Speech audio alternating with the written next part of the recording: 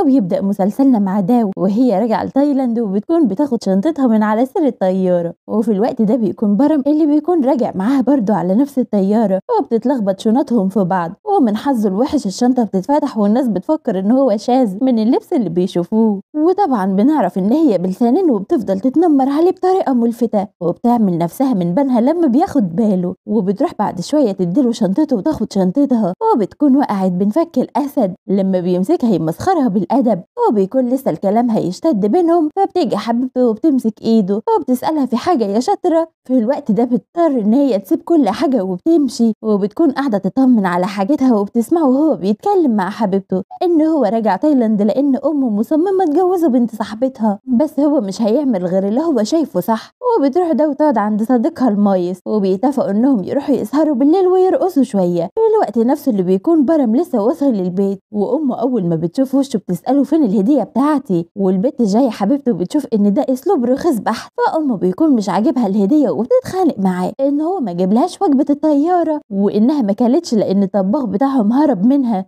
وده لانها بخيله موت. فالبت جايه بتقول لها ما هو من بخلك يا طنط. فبتروح طنط رازعها كلمتين في الجون، وان كل الفلوس اللي هي محوشاها دي هتكون لمرات ابنها. والكلام ده طبعا بيكون مش بينطبق على جايه لانها ما بتحبهاش خالص، فابنها بياخدها وبيمشي علشان ما تتضربش. وبتكون بتتسهوك عليه، فبيروح معرفها ان هو مش بيحبها ولا حتى معجب بيها، وانهم بيتعاملوا مع بعض مجرد اصحاب مش اكتر. بس هي بتكون بلا كرامه وبتعرفه انها تستناه لما قلبه يلين ويحبها. وبالليل ده بتروح مع وات البار علشان يرقصوا ويسهروا سهرة كده يعني. وبيكون هناك الممثل الأقرب لقلبي، وبيكون بقى هنا شخصيته واخدة في نفسها قلم جامد، وإن أي بنت معجبة بيه، بس هو الواد التقيل اللي مش بيعجب بحد. وبيفضل يقرب من ده، وبس الواد الميس واد بيبعدوا عنها. وبتكون واقفة مع أصحابها وبيتنمروا عليها لأنها لسه سنجل كالعادة. وبيشاور لها وقتها على الحنين بتاعنا، واللي بيكون دكتور نفسي مشهور جدا في تايلاند، والبنات كلها بتكون هتموت عليه. ولما بتسمع اسمه بتفتكر كلام اخوها معاها، وبتعرف ان ده العريس اللي جدتها جايباه لها. وبتعرف من اصحابها انه ساكن في البيت اللي جنب بيتها. ولما بيرجع البيت بيلاقي مامته بتتخانق مع خناقه جامده جدا، وده لانه مع جاية وهو في حكم المخطوب. وبيطلع هو كمان مش موافق على حوار جواز الصالونات ده، خصوصا انه عمره ما شاف العروسه ولا شافها قبل كده. فبتبدا بقى تبكي وتمثل قدامه انها البنت المناسبه ليه، وان جدتها صاحبه فضل عليهم وهي اللي اختارته عريس لحفيدها، فما ينفعش انها ترفض، وانه لازم يروح معاها عندهم علشان يشوفها وكمان يتعرف عليها. وتاني يوم على طول بتروح داوي البيت، وبتفضل تقنع في الجده انها مش عايزه تتجوز بالطريقه دي، خصوصا ان هي كمان ما تعرفش من العريس. بس الجده بتكون مصممه على قرارها، ولما بتاخد راي باقي العيله كلهم بيوافقوها، وده طبعا لان ما حدش بيقدر يعصي امرها. فبتمشي داو وهي زعلانه. وبيجي بقى يوم التعارف، وبتكون داو هربت وسابت رساله لجدتها بتعرفها انها تثبت لها ان هو راجل بتاع بنات، وان هو ما يستاهلهاش ابدا، بس لو طلع غير كده وارتاحت له هتوافق تتجوزه. فالجده بيكون شكلها وحش قدام الناس، بس هو بيكون فرحان من قلبه ان هو ملقاهاش. ولما بيرجعوا الكيت بيروحوا لمامة وات علشان يدوها هديه مكونه من 2 سيخ كباب مع شويه جرجير. الست صارفه ومكلفه محدش يتنمر. وبتعرف وقتها مامة وات ان الطباخ بتاعهم مشي، وانها لو تعرف اي حد عايز شغل يا ريت تبعت لها. فوقتها بيجي فكره جامده لداو، وانها تعمل نفسها طباخه جديده وتقرب منهم وتعرف شخصيتهم. وتاني يوم بيكون الواد الميس ومامته بيفطروا، وبيلاقي كائن فضائي غريب الشكل والمظهر داخله عليهم وبترقص مع نفسها، وبتكون مبسوطه قوي بشكلها وعندها ثقه في نفسها زي بتاعه خدامتك فوتني يا باشا. وبتقنعهم انها لازم تكون الشغاله بتاعتهم، وده مش هيحصل غير لما يساعدوها. وقتها بيروحوا معاها لابخل ست في الدنيا، وهتعرفوا ليه قدام هي بخيله قوي. وطبعا بتسالها بتعرفي تطبخي؟ ام سنين بتعرفها انها احسن من الشيف حسن يا جماله يا جماله. وبتبدا بقى تشوف اول صفه في سامسون وانها بخيله موت، وبتطلب منها اكله بتكلف 1000 باهت بس بتديلها 100 بس. وهنا بقى بيدخل ابو قلب حنين وبيروح رازعها حوالي 5000 باهت، وبتكون مصدومه لانه ابن بلد وشهم. وبتبدا بقى انها تطبخ، وبتحصل اول كارثه لما بتكون هتولع لهم في البيت. وطبعا سامسون بتتشائم منها وبترفض تشغلها، بس بعد تفاوض كبير من الطباخه في دامه انها تشتغل عندها لمده 6 شهور بدون فلوس بتوافق هوا. كده. وطبعا فيدان بتكون عايزة تدخل البيت والسلام، وبتبدأ بقى أول خناقة بينهم، وإنها أكيد عندها تخلف عقلي علشان تروح تجيب لهم أكل على حسابها. لكنها بنت بتكون عندها نظرية جامدة بحت، وبتقول له إيه بقى يا سيدي، إنها لازم تعمل لنفسها ماركتينج وتسويق عالي علشان تثبت نفسها وسعرها يغلى. وهنا الدكتور الحنين بيقف مصدوم من كلامها، وبيبدأ يحس إنها مش طباخة عادية. وعلى الأكل بقى سامسون بتحاول إنها تكسر من مقادفها، بس الحنين والبنت أخته القمر بيكونوا في صف في دهم وبيدافعوا عنها وإنها أكتر من ممتازة ونفسها في الأكل ملوش حل. ومن هنا بتبدأ أحداث المسلسل الجامدة. فأول حاجة بتعملها إنها تتكلم معها في الراتب بتاعها، والهبلة بتوافق على راتب 1500 باهت، وده بيكون قليل قوي، بس احنا طبعا عارفين هي وافقت ليه. وبتمشي من قدامهم وهي قاعدة تهزق فيها في سرها، لكنها بتلاقي أبو قلب حنين بينده عليها وبيسألها انت ازاي توافقي على مبلغ زي كده. وقتها بتعمل نفسها بتبكي، فبيمسك ايدها علشان يديلها الفلوس، بس هي بتمسك في الحركة وبتعرفه ان مش صح يمسك ايدها كده، وانه لو معجب بها يقول لها وهي هتسلك له السكة على طول. فبيروح سايب ايدها وهو بيتنطط في مكانه كده، وبيديلها 8500 باهت، وبيقول لها ده العدل وما تعرفيش ماما علشان ما تعملش مننا بني. فبتبص له باعجاب وبتسرح في ملامح وشه، وبيظهر كده انها هتبدأ تعجب بيه، بس بترجع بسرعة لشخصيتها المضحكة وبتهزر معاه وبتجري من قدامه. وبتبدأ بقى انها تراقبه وبتكون خارجة وراه بحجة انها ترمي الزبالة، بس هو بيحس بها وبيقف، وبتروح لازقة فيه وبيحصل إصابة خفيفة كده. وبتعرفه وقتها انها مش بتراقبه، دي حرام غلبانة رايحة ترمي الزبالة. فبيقف تاني وبتخبط فيه. وهنا بقى بتبدأ خطتها، فبتبدأ تتميز عليه وانه اكيد معجب بيها. وبصراحة بيعجبني شخصيا ثقتها في نفسها، وهي متأكدة انها قمر بالحسنة المقرفة دي. والواد بيخاف على نفسه منها وبيمشي وهو بيكلم نفسه. وبتظهر بقى توي دي بقى احلى خدامة بسنان لولي في تايلاند، وشخصية مرحة هنعيش معاها تفاصيل سكر. وبتكون خلصت اجازة وراجعة، وبتتقابل هي وفيدان اللي اول ما بتمسك شعرها بيخرج في ايديها. وبتاخد بقى شوية تهزيء من سامسون وبتروح تتكلم مع فيدان، وبيحبوا بعض جدا ما هم من كوكب المختلفين. وبتفضل تحكي لها عن شخصية سامسون وانها طيبة جدا بس بخيلة اكتر، وان قلبها زي البفتة البيضة بس بتحب الاكل موت ومن غير ما يتكلف كتير. واهم حاجة بتعرفها ميعاد القيلولة بتاعتها، وبتبدأ بقى مخططات الخدم والخروجات الخفية. وبتروح هي ووات علشان يقابلوا مدير الشركة الهندسية اللي بتشتغل فيها. وبعد ما بتخرج بيجي ابو قلب حنين مع العقربة علشان تختار معاها ديكور اوضتها الجديدة، بس بيبان مش طايقها وبيعرفها ان دي اوضتها هي وانه مشغول وبيمشي ويسيبها. وبتروح دول المكتبة علشان تشتري كتاب بتدور عليه بقالها سنين، ولما بتلاقيه بيكون اخر نسخة في المكتبة وبتكون لسه هتاخده، بتلاقي ابو قلب حنين هو اللي في وشها، وبيحصل بينهم شوية نظرات رايحة جاية، وبتكون محملة باعجاب للحظات كده وثواني، وبتدرك الموقف وبترمي الكتاب من ايديها وبتخبي وشها منه علشان ما يتعرفش عليها. وبيفضل يحاول يتكلم معاها بس هي مش بتديله فرصة، وبتعرفه انها مش عايزة الكتاب وبتجري. وبتروح تقابل الواد الميس وبتحكي له عن اللي حصل، وبتفتكره في نص كلامها وبتضحك، وبيظهر كده انها اعجبت بيه. في البيت بقى بتشوف ابو قلب حنين وهو بيصلح العقربة علشان سامسون ادت لها الطريحة الصح. وبتشوفهم بقى في دم وهم واقفين وبتتميس عليه، وبتروح لازقة في وشه. وهنا بقى حرفيا بتفضحهم وبتلم عليهم البيت كله، وبتجري عليه وبتسأله انت كويس، اكلت منك حتة ولا حاجة؟ فبيبعد ايدها وبيقول لها انت اكيد مجنونة ابعدي عني. فبتكون العقربة عايزة تضربها، لكن في دم قزعة بس قوية ولسانها بيكون مبرد وبتاكل البيت. وبتيجي سامسون ولما بتعرف اللي حصل بتهزقها وبتطردها بره البيت. وبقلب حنين بيهزق في دم لانها بتتدخل في حياته وان اللي عملته ده ما يصحش، فبتتضايق منه وبتديله موشح انه لما يكون عايز يتميس مع حد يتميس معاه في الدرة مش وسط الناس كده. وبتكون الخناقة هتكبر، فبتيجي سامسون وبتحشهم عن بعض. وتاني يوم سامسون بتهزقها انها فضحت ابنها كده وانها كان لازم تتصرف بحكمة. وبعد كلام طويل بتطلب منها اصناف معينة على الاكل، ولما بتطلب منها الفلوس بترفض تديها فلوس، فبتعرفها ان الاكل هيكون على حسابها، وده عقابها على الصدر عنها منها لابنها. فعلى الغدا بتكون عاملة اكل شكله شهي جدا، وبتيجي الصدمة لما بتسألها انت دفعتي كام في الاكل ده، فبتكون ما دفعتش ولا مليم. ولما من السوبر ماركت كل المنتجات المنتهية الصلاحية وطبختها لهم، النوم. فبتروح سامسون طالعة تجري على الحمام وهي بتبكي من اللي سمعته. أما في دم فبتاخد الطريحة تمام من أبو قلب حنين، بس المرة دي بيكون متعصب عليها جدا وبيسألها انت ليه ما طلبتيش مني فلوس بدل القرف اللي انت عملتيه ده، وبيمشي وبيسيبها وهي وقتها بتحس بالندم. فبتروح وراه وبتعتذر له انها مش هتكرر الموضوع ده تاني. بس هل تسكت بقى؟ لا طبعا، دي بتعرفه انها هتبقى ضله وان هي مش هتخلي حد يلمسه ابدا، وبتفضل تعمل حركات غريبة مريبة كده على اساس انها بتحميه، وهو بيكون مش عارف يتصرف معاها ازاي. يا جماعة هو بيبي فيس وقمر قوي وحرام اللي هيحصل فيه ده. فبياخد عربيته وبيطلع يجري وبتلاقي اخوها داخل عليها، وطبعا ما بيعرفش انها متخفية في زي الخدامة. فبتقوم واخدة ديلها في اسنانها ومستخبية،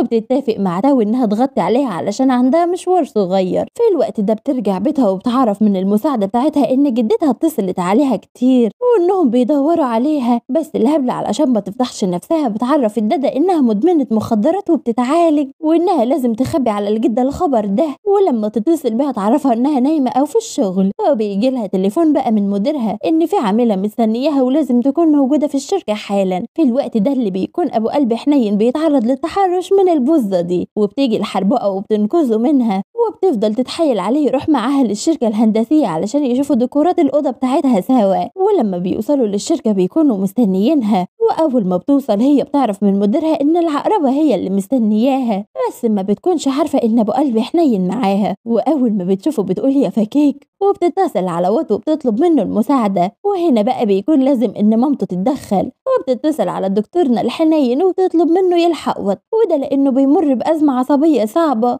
فبيعتذر وقتها للعقربة وبيجري علشان يلحق وات. وطبعا بتروح بقى دم علشان تقابلها، وبتكون عارفة ان دي خطيبة ابو قلب حنين، وبتكون جاية مخصوص عندها علشان تهزقها، وبتفضل تهزق فيها وبتعرفها ان ملهاش لازمة ولا عندها اي خبرة، وانها كمان حرامية رجالة. فبنتنا بتديها كلمتين زي الورد، زي انها بلا كرامة علشان بتجري ورا واحد خاطب، وكمان لا بتعرف تمثل ولا ليها في تمثيل. فالحرباية مش بتلاقي كلام ترد بيه عليها، وبتكون عايزة تضربها بس بنتنا بتوقفها، ووقتها بتمشي وهي بتاكل في نفسها. في الوقت ده بيكون ابو قلب حنين وصل بيته، ومامته بتعرف ان هو بقى كويس وخرج يشم هوا. ولما بيوصل البيت بيلاقي انها بتجري قدامه بسرعة الصاروخ، وبيدخل يطلب من مامته ان هم يحضروا له الغدا، بس بتعرفوا ان في دم عندها نزلة برد ومش قادرة تتحرك من الصبح. والراجل بيكون هيتجنن ازاي الكلام ده انا لسه شايفها زي القرد دلوقتي. وبيروح يشوفها بيلاقيها نايمة زي القنفذ وعاملة انها بتتألم وهتموت، وطبعا بيكون فاكر ان دي المخدة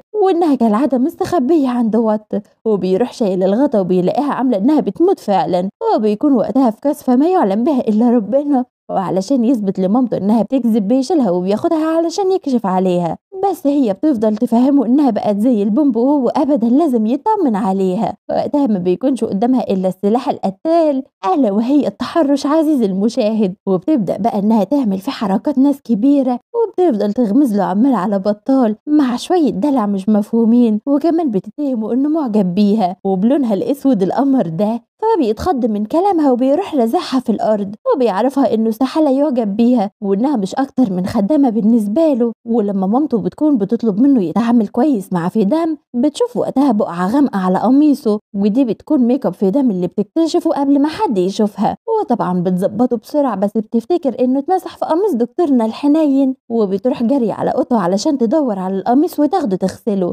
وبتكون عايزه تهرب بسرعه بس بتخبط فيه وهو عريان، ووقتها بتعمل زي اللي مسكها سلك الكهرباء، وبتفضل تتحايل عليه يلبس هدومه. فبيسمع كلامها وبيكون عايز ينتقم منها، فبيفضل هو كمان يعمل حركات زي اللي بتعملها فيه، وبيقول لها تصدقي اني طلعت معجب بيكي بلونك الاسمر ده يا اسمراني، هو ده الوقت المناسب علشان اعترف لك باعجابي بيكي. والبت يعني بتكون خلاص اعصابها ثابت من الخوف لدرجه انها بتكون هتقع، فبيمسكها بسرعه وبيحصل بقى تبادل نظرات في اعجاب، وبتكون سهام الحب ملتهبه جدا بين الطرفين. بس دكتورنا الحنين بيشوف ان الوضع ده مش صح وبيجري طبعا من قدامها، وهي بتكون مزقططه من الفرحه. وبتروح اوضتها بتلاقي ان كتاب الوصفات بتاعها مختفي، فبتروح تدور عليه وبتكون هتتجنن انها مش لاقيه في المطبخ. فبتروح تدور في كل ركن في البيت وبتوصل انها تنزل لتحت السفرة، ولما بتخرج بتلاقي دكتورنا الحنين في وشها، وبيكون شاكك فيها انها عايزه تسرق مثلا حاجه من البيت او بتعمل مصيبه ومخبيه عليهم. بس وقتها بتبص في المرايه وبتلاقي ان الميك اب بتاعها اتمسح، وبيكون لازم إنها تطير من قدامه وما بتعرفش تدافع عن نفسها،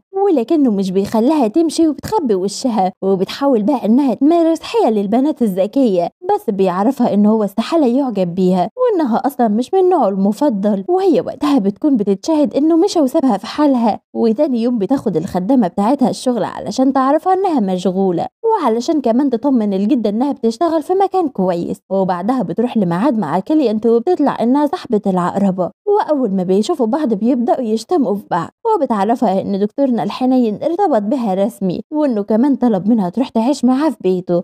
فوقتها دو الشاه بيجيب ألوان وما بتعرفش تنطق بحرف، والعقربة بتمشي وهي طبعا عايشة دور المنتصرة. ولما بتوصل للبيت بتلاقي الحنين طالع في وشها وبيسألها كنت فين وإيه الكيس اللي في إيدك ده. فبتحاول إنها تخبي اللي في إيديها ومش بتلاقي قدامها حل غير إنها تقول له روح اهتم بحبيبتك اللي جايبها تعيش معاك في بيتك. ووقتها بيتفاجئ بالكلام وبيعرفها إنه مش صح إطلاقا، وبيبدأ إن هو يقرب منها وبيسألها سمعت الكلام ده من مين. فما بتلاقيش قدامها حل غير إنها تقوله شفته في الأخبار على النت.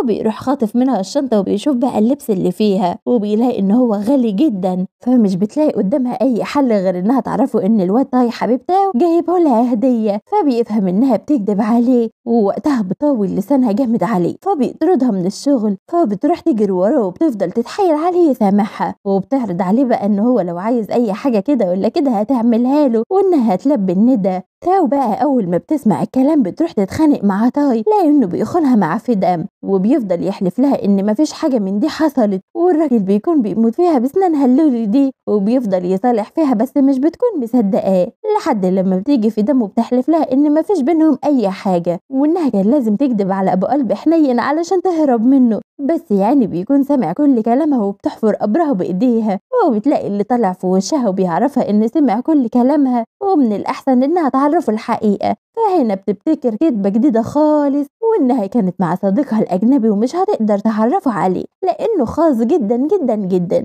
ووقتها بيعرفها إن هو مش مصدقها وإنه هيعرف حقيقتها مهما كانت، وبيمشي وهي بتفضل تشتم فيه. وبيروح بقى يقابل العقربة وبيطلب منها باحترام جدا إنها تبطل تقول لصاحبها أخبار غلط وإنهم عمرهم هيكونوا سوا. وبيستأذن منها إن هو هيمشي بدون ما تنطق بولا حرف، بس هي بتروح ورا البيت وبتمسك إيده وبتفضل تعتذر له إنها مش هتتصرف كده تاني وإن الكلام ده ما قالتوش غير لصاحبتها وهي دلوقتي في رحلة لأوروبا. وبتفتكر وقتها إنها اتكلمت مع دام في الوقت اللي بتكون بتسمعهم في فيدام، وما بتقدرش طبعا إنها تمسك لسانها. وبتروح فاتحة الباب ومتخانقة معاها وبتفضل تلغوش على الموضوع علشان ما تقولوش إن هي قالت لدام، وبتعرفها إنها البادي جارد بتاعه وإن أي حد يلمسه هيلاقيها في وشه. وعلشان يتغاضى عن الخناقة اللي بينهم بيدخل وبيسيبها. فوقتها بتعرفها إنها لازم تدخل وتسيبها لأن ده ميعاد نومه وهي لازم تكون جنبه. كيادة كبيرة قوي. لا وكمان بتقفل في وشها الباب والعقربة بتكون هتموت من الغيظ، بس لما بيدخلوا البيت بيحذرها إنها ما تقولش لحد كلام زي كده تاني. بس طبعا لسانها المتبري منها ما بيسكتش، وبتروح بدلع تسأله هو انت يا قمر مش معجب بيا ولا هتكون معجب؟ فبيروح يا حرام متدهول كده وماشي. واكتر اتنين بقى مجرمين في العالم بيكونوا سوا. وبتطلب ام سنان لولي من فدام انها تعلمها كام جملة انجليزي كده، ففدام بتبدأ انها تعلمها وام سنان لولي بتقول وراها. وبيسمعهم ابو قلب حنين بقى وبيتأكد ان البت دي مش خدامة عادية نهائي. وبيروح بقى المعلم يعرف اهله انه بيشك فيها وانه شافها وهي بتدور في البيت كأنها بتخطط لسرقة كبيرة. وسامسون بتكون مش مقتنعة بكلامه بس بتبدأ انها تقلق. فدام بقى تاني يوم بتكون مع سامسون وهي بتاكل علبة زبادي، وبيبان بخلها بقى اكتر واكتر لما بتاخد الباقي في العلبة وبتحطها على وشها علشان يعني ما تكونش كده مبذرة. والبنت بتكون مظلومة زي مليونيرة زيها معفنة كده. وبتروح بالليل تتكلم مع ابو قلب حنين وانه لازم يدور على دم ويكرهها يتجوزه. ولما بيبان عليه الرفض بتبدأ انها تعيط بقى وتذكر له فضل اهلها عليهم، وبتمشي وهي سايباه يفكر مع نفسه. ولما بيخرج علشان يشم الهوا بيلاقي فدام قاعدة في الركن البعيد الهادي وبترسم. فبيروح يسألها انت بتعملي ايه؟ وبتعرفه انها بتكتب رسالة لعيلتها، وطبعا بتعدي عليه لانه بيكون متضايق ومش فايق يحقق معاها. وبتفضل تزن عليه علشان يحكي لها ماله. وبيعرفها ان مامته مصممه تجوزه بدون موافقته، وانه حتى ما شافش البنت اللي عايز يتجوزها، وبيروح شاتم شتمتين كده بيخلي البنت تطلع عن شعورها. وبتعرفه انه انسان اناني وخاين، وانه خاطب بنته وهو مرتبط، وكفايه عليه انه شخصيه قذره انه رابط بيه بنات الناس. وبتمشي وهي بتلعن فيه، وهو بقى بيجيله فكره هتوديه في داهيه. بس تعالوا نعرف مع بعض ايه هي. واول بقى ما النهار بيطلع بيروح يقابل العقربه، وبيطلب منها انها تمثل انها حبيبته وتتحمل شتايم مامته، وده طبعا مش هيكون ببلاش. فالعقربه وقتها بتعمل نفسها بنت ناس وبترفض الفلوس، بس اول ما بتشوف الشيك بتاخده جري، وبيروح واخدها وطالع بيها على بيته. فطبعا ام لسانين بتشتمها وبتقول لها اوعي تفتكري يا قمر ان هسيبك تعدي الدكتور تاني واسكت لك. بس الحربايه بتقذف جبهتها وبتعرفها انها بقت حبيبته رسمي، وتعدوا في اي مكان هي عايزاه براحتها. فهنا بقى بتسكت في دم وبتتكلم سامسون، وبتفضل تهزق فيها، بس البت بتكون بلا كرامه وبتفضل تضحك، وكمان بيفضلوا يسبلوا لبعض قدامهم. وبيطلب بقى من فدام تعمل اكل للحربايه، بس هي بترفض وبتقول له روح يا حبيبي هات لها اكل من بره، انا ما بعملش اكل الحرابي.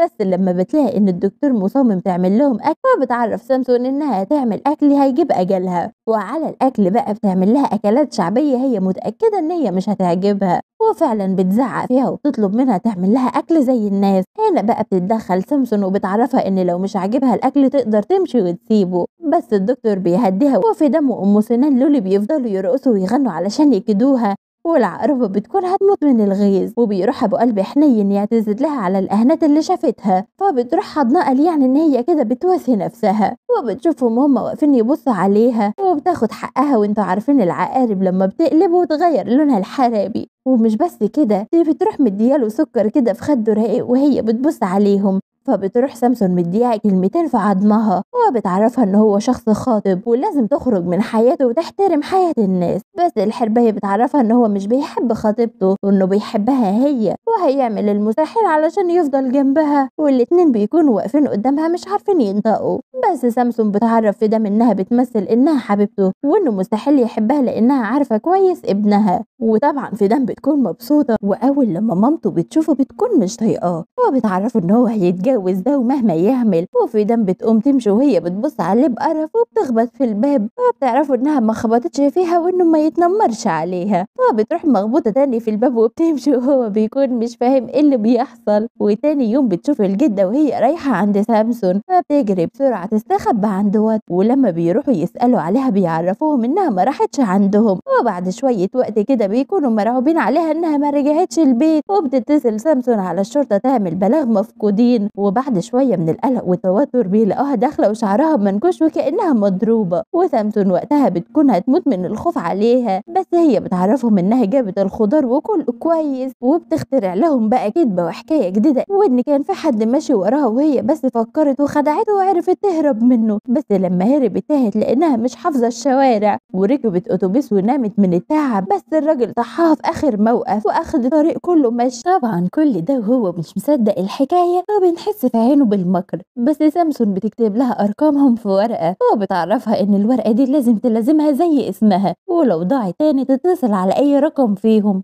وهم هيروحوا ياخدوها على طول. فبتتأثر بموقف سامسون وانها بتحبها زي بنتها، وانها كمان كانت ظلماها. فبتبدأ انها تكون مبسوطة ان حماتها قلبها ابيض زي البفتة البيضة. وبتكون بقى بتتكلم مع المدير بتاعها، بس المكالمة كلها بتكون بالانجليش. وبيسمعها ابو قلب حنين وبيكون مستغرب من البنت اللبقة دي، فبيستنى لما بتخلص كلامها وبيخبط على الباب. فبتلبس الباروكة بسرعة وبتطلع وهي عاملة نفسها نايمة، وبتفضل تتاوب وبتلاقي نفسها ناس تحط الحسنة بتاعتها. فبتقفل في وش الباب بهلع وبتروح تحط الحسنة وبترجع تاني، والباروكة بتكون مش مظبوطة خالص. وبيسألها هو مين اللي كان بيتكلم انجليزي دلوقتي، فطبعا لازم تكذب عليه انها ما تعرفش واكيد سمع غلط. وبتحاول انها تهرب منه لكنه بيجرجرها وبيمشي، وبيفضل يزن عليها انها تعرفه الحقيقة وانه مش مصدق ولا كلمة من اللي قالته، وما بيكونش قدامها حل غير انها تكذب كذبة رابعة خالص. وبتعرفه انها بتتعلم انجليزي عن طريق الاشارة، ومش عيب انها تكون خدامة وعايزة تطور من نفسها. ومن لمضتها بيقول لها ابوس ايدك روحي اوضتك، فما بتصدق وبتجري. فبتلاقي اللي جاي وراها وبينده عليها، وبيفضل يقرب منها بطريقة بتخلي اي حد في الموقف ده يفهم غلط. فبتبعد عنه لما بتشوف نفسها في المراية وهو بيسألها انت ليه شعرك عامل كده، فبتعرفه انه من اثر النوم بقى وانها مش مسرحة وعيب ان هو يحطها في موقف زي كده، وبتروح قايلة يا فكاك وجارية من وشه. وهنا بقى هو بيتأكد انه وراها حاجة مرعبة، وتاني يوم بيكون عايز يتأكد اذا كان ده شعرها ولا باروكة، وبيخليها بتطبخ ومدياله ظهرها وبيقوم جاي شددها من شعرها، بس هي بتخلص نفسها بسرعة وبتمثل بقى ان دماغها وجعتها من شدة الشعر، وبيمسك في كتفها وبيعتذر لها، بس هي في الوقت ده بتكون عايزاه يبعد عنها، وبتبدأ انها تتحرش بيه وتقول له والنبي قول انك معجب بيا وانا هرضى عنك اخر 5 حاجات، بس الواد يعني جسمه بيتلبش وما بيصدق يبعد عنها وبيمشي بسرعة، بس هي بتفضل تضحك وتقول في سرها انها لازم تبوظ الجوازة دي، وبيتصل بيها يعرفها ان هو هيتغدى بره مع حبيبته، وهي بتكون متغاظة منه موت لانها في اليوم ده بتكون عاملة له الاكل اللي بيحبه، وبالليل بتروح هي وواد يطلبوا من سامسون يخرجوا يشتروا شوية حاجات مع بعض، وطبعا سامسون بتوافق بعد محايلات، وبتروح دم مع واد بقى وهي في كامل شياكتها وانوثتها، وبتعرفوا انها هتروح التواليت وترجع على ما يطلب لها الاكل، فبتكون ماشية ومش شايفة قدامها وبتخبط في ابو قلب حنين وبتقع في الارض وبيلم معاها حاجتها اللي وقعت، بس هي وقتها بتكون مش واخدة بالها منه، واول ما بتشوفه بينزل عليها سهام الله وبتكون مش عارفة هتتصرف ازاي. قبل اي حاجة يلا نصلي على النبي، وهنبدأ بقى مع دم وهي ماشية واخدة في وشها كده وبتخبط في ابو قلب حنين وبتقع على الارض وهي مش واخدة بالها مين اللي بيساعدها، بس لما عينهم بتيجي في عين بعض بينزل عليها سهم الله وبتفضل تخبي منه في وشها، وبيحاول انه يتكلم معاها وبتيجي الحرباية فبتاخد الشنطة من ايده وبتجري علشان طبعا ما يشوفهاش ويعرف ان دي خطيبته، وبتروح تعرف واد اللي حصل بينهم وبتحاول انها تهرب بسرعة قبل ما يشوفوا بعض، بس الواد القمر ده بيكون هو كمان بيكرش عليها، بس هي بتكون منفضله على الاخر، وبتلاقي بقى الحرباية وابو قلب حنين مقابلينهم في وشهم، والدكتور القمر بيعرفهم على بعض وبيفضل يشبه عليها ويقول يا رب انا حاسس ان انا عارف السحنة دي انا شفتها فين قبل كده، وهي طبعا بتكون باصة في الارض ومرعوبة لا يتعرف عليها، فواد بيعرفهم انهم مشغولين ولازم يمشوا، بس الحرباية بتتكلم معاها بتناكة وانها مبسوطة انهم مشغولين وهيمشوا، فابو قلب حنين بيداري على طريقتها السخيفة وبيعزمهم وقتها يتغدوا سوا، فواد بيكون عايز يكيدها بأي شكل وبيوافق، وعلى الأكل بقى بيفضل مركز معاها وسايب كل حاجة تضرب تقلب حواليه، هو بيجيله تليفون وبيخرج يرد عليه بسرعة،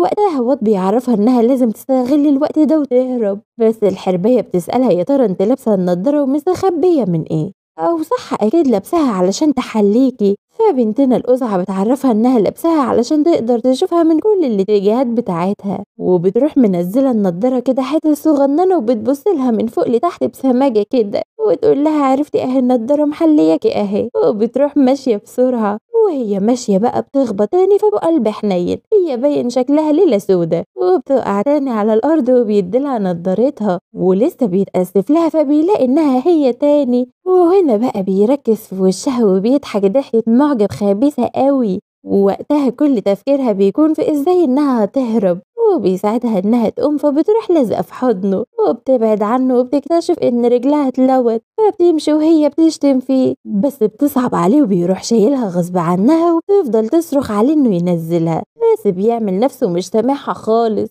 وبيروح يقعدها على الكرسي وبيفحص لها رجليها وبيعرفها انه هيجيب لها الدواء ويرجع، وبيطلب منها ما تتحركش من مكانها، بس القرد اول ما بيمشي بتطلع تجري وبيشوفها وبيروح وراها وبيشيلها تاني، فبتحاول ان هي تنزل نفسها من حضنه فبيهددها انها لو ما هدتش هيحدفها على الارض، فبتروح ماسكه في رقبته جامد من الخوف، وفعلا النوع اللي زي دي ما بيجيش غير بالعين الحمراء، وبيروح يدهن لها بقى والدواء بيطلع حنين خالص خالص خالص، وهي بتكون بتدوب في حبه زي المرهم كده بالظبط، وبعد ما بيعالجها بتتعامل معاه بقلة ذوق جامدة، وبتعرفوا ان طريقة العلاج دي انتهت مع اجدادهم القدماء، وبتقوله يا دكتور وبتطلب منه انهم ما يشوفوش بعض تاني، فبيسأل نفسه هي عرفت منين ان انا دكتور، وبيروح يسألها انت عرفت منين ان دكتور يا بنتي انتي، فبيجي في بالها بقى انها كده خلاص امرها اتكشف، وبتكون هتعترف له انها في دم، بس لاجل حظها بيقطع كلامها وبيقول لها عرفتك انت البت بتاعه المطار اللي فضحتني صح، وقتها بتاخد نفسها وروحها بترد لها وبترجع تتكلم معاه بقلة ذوق اكتر وانها اصلا مش فاكره انهم اتقابلوا قبل كده وبتمشي، وتاني يوم الصبح بتكون راجعة من السوق وبتكون مش قادرة تدوس على رجلها وبتحاول إنها تمشي وبيكون يوم سعدها باين، فبتلاقي الحنين بتاعنا بيجري في وشها. فوقتها بتقرر إنها تخبط في تالت وده علشان تلاقي حجة لرجلها وما تتكشفش، وفعلا بتخبط فيه وبتقع على الأرض وبتعمل إن رجلها اتجزعت بقى وهي ميتة من الضحك، وبتحط وقتها إيديها على بقها بتلاقي الحسنة طارت، والحنين بيحسب إنها انجرحت في دقنها وبيكون مصمم إنه يشوف مالها. وقتها بتشوف الحسنة جنبه وبتشاور له على حاجة جاية من بعيد وبيدور وشه هو مخضوض، وهي في الوقت ده بتحط الحسنة بتاعتها بس بتحطها غلط القردة، ولما بيلاقي إن الحسنة بتاعتها فيها حاجة غلط بتشاور له تاني على نفس المكان، وعلى بال ما بيشوف ايه اللي شاغلها ده بتكون عدلت الحسنة وبيتضايق منها لأنها بتشتغله، بس هي بتمثل إنها شايفة حاجة سودا وضخمة جاية عليها من بعيد وده من أثر الوقعة، فبيساعدها علشان تقف بس لسانها طويل مش بيسكت، وبتروح قايله له أنا عارفة إنك بتحب تلمسني علشان كده كل شوية تشدني. فبيروح الحنين بدون تفكير سايب ايدها وبتقع في الأرض وده علشان تفوق من أحلام اليقظة بتاعتها، وبيعرفها إن عقابا لها تمشي لحد البيت لوحدها، فبتبكي بقى لأنها مش قادرة تدوس على رجلها، وهنا بيتصرف بجنتلة وبيشيلها لحد البيت، ولما بيوصلوا بيلاحظ إن رجلها اللي بتعرج بيها مش نفس رجلها اللي وقعت عليها، ولما بيسألها بتفضل تمثل وتلغوش عليه، وسامسون لما بتشوف إنها مش قادرة تتحرك بتقول لها علشان تبقي تستنكحي كويس مع واد، وهنا بقى بتسلمها تسليم لعزاء له ووشها بيجيب ألوان، وهو طبعا بيكتشف إنها دول حقيقية وبيجرجرها وراه زي البوبي وبيواجهها إنها بتكون دول حقيقية وإنها متنكرة، بس بتفضل تحلف له إنها مش فاهمة حاجة وإنها في دم. وفي الوقت ده بتسمعهم أم سنان لولي وبتروح تحكي الوضع على اللي حصل، وهنا بقى بيجيله فكرة ينقذها منه، وبيكون في الوقت ده الحنين لازقها في الحيطة وبيحاول يقررها، فبتيجي أم سنة لولي وتو بيعرفوها إن واد بيطلب منها تروح تطبخ لهم وده لأنه عازم ده عندهم النهاردة على الغداء، وطبعا بتكون بقرة ومش فاهمة أي حاجة، وأم سنة لولي بتفضل تغمز لها علشان تفهم، بس الحنين بيكشفهم وبيفهم إنهم بيلعبوا عليه، وأخيرا بتفهم إن ده حوار وبتقوله بتكبر وأنفة ابقى تعالى بقى شوفنا سوا، فبيضحك لأنه بيكون عارف إنه هيكشفهم، وبتروح بقى بيت واد وبيعتذر لها قدامه إنهم ما قدروش يخرجوا امبارح لأنه كان معاه داو وإنها يا دوب جاية في الطريق وتلحق تعمل لها أي حاجة مميزة، ووقتها والدته بتاخدها معاها على أساس هيروحوا المطبخ، بس بتروح تغير هدومها وبتعمل إنها وصلت، في الوقت ده بيصمم إنه يروح المطبخ علشان يشوف في دام، ولما بيروح بيلاقي إنها فعلا مش موجودة، وبيكون خلاص اتأكد إنهم شخص واحد، بس بيلاقيها داخلة من الباب وبتقول له خدمتك يا قمر أمرني فبيعرفها إن هو خلاص ماشي وكان بيطمنها لو محتاجة حاجة، وبيمشي وهو متأكد إنها داو، وبتكون بتوصله بالشنطة للعربية وبيلاقي إنها مش قادرة تمشي، فبيطلع جنتل خالص مالس مالس، ووقتها بتحس إن التعامل بينهم اتغير، وبتسأله هو أنت لسه شايف إن أنا وده شخص واحد؟ فبيضحك ضحكة سهنة كده، فبتعرفه إنه لو لسه بيفكر كده يبقى تعبان في دماغه، وإنه أكيد مش كل الناس هيتعاونوا معاها علشان يخدعوه، فبيبدأ إنه يفكر ثواني كده، وبتحاول تشتت انتباهه أكتر وبتقوله يا راجل ده وبيضة ولهطة قشطة لكن أنا سودا وسمري سوداني، إزاي تشبهنا ببعض بالله عليك؟ لكن لو بدأت تعجب بيا ده شيء تاني بقى. وقتها بيصدمها إنه مصدق إنها داو وإنه دلوقتي معهوش دليل يفضحها، بس بكرة أكيد هيكشفها. وبيروح المكتب وبيفضل يفكر يا ترى هي فعلا بتضحك عليا ولا هي في دهام، وبيبدأ إنه يفتكر المواقف اللي مر بيها معاها واللي بتثبت إنها داو، وبالليل لما بيرجع بيسمعها وهي بتتكلم مع المدير بتاعها وبتكون بتتكلم إنجليزي بطلاقة، فوقتها بيتكلم معاها وبترد عليه وبتلاقي إنها كده اتكشفت قدامه، بس بتلم الموضوع بسرعة وبتسأله هو ممنوع الخدامات عندكم يتكلموا إنجليزي؟ فبيعرفها إنها بتتكلم إنجليزي أحسن من التايلاندي وإنها برضو مش خدامة عادية، وهيفضل يفتش وراها لحد لما يوقعها، وبيمشي بقى وبيسيبها وهي لا حول ولا قوة بها. بتطلب في دم من سامسون إنها تاخد أجازة كام يوم علشان جدتها مريضة وإنها عايزة تزورها، وسامسون بتوافق بعد محايلات لأنها ما تقدرش تستغنى عنها. فوهي ماشية بقى الحنين بتاعنا بيبص على رجلها وبيلاقي إنها بيضة مش نفس درجة وشها، وده بيكون دليل من ضمن الدلائل الكتير. وتاني يوم بتكون ماشية وبتلاقيه طالع في وشها وبيقول لها يلا يا عم زقطاتي، أنا قررت أوصلك للجدة بتاعتك. وده طبعا بيكون تكتيك جديد علشان يكشفها، بس بتطلع عينه حرفيا وبتخليه يلف الصينية دي حوالي 7 مرات لحد لما بيزهق منها وبينزلها عند أتوبيس النقل العام. وما بيسكتش هو كمان وبيفضل ماشي وراها لحد ما بتنزل من الباص وبتستخبى منه لأنها بتكون متأكدة إنه ماشي وراها. لما بتنزل من الباص بيكون مبسوط إنه أكيد هيقفشها، بس بيطلع قدامه عربية وبتغطي عليها. البت دي محظوظة حظ مش طبيعي. ولما بتدخل الحمام في دم وبتخرج وهي داو بنتأكد لتاني مرة إنها محظوظة حظ الحظ لما المفتاح بيقع من إيده وبيوطي علشان ياخده، وبتكون هي فص ملح وداب. ولما بتوصل بالليل بتعرف من سامسون إن الجدة معزومة عندهم بكرة على الغداء وعايزاها تشرفها قدامهم، فبتروح جري علشان تعرف واد وبيشوفها الحنين وهي بتجري زي الحرامية وبتنط عند واد وبيروح يتصنت عليهم وبيعرفها إنها داو. لما بتعرفوا إن جدتها جاية على الغدا بكرة ولو شافتها كده هتتعرف عليها وهتتكشف، وعلشان كده لازم يخرجها بكرة من البيت بأي شكل. وبيروح بقى يدور في أوضتها على أي دليل ضدها، وفعلا بيلاقي الشنطة بتاعتها اللي بيكون فيها رسومات الديكورات بتاعتها. وبيفتح الدولاب بيلاقي الهدوم اللي كانت لابساها في العشاء معاه وكمان الشنطة اللي كانت في إيديها.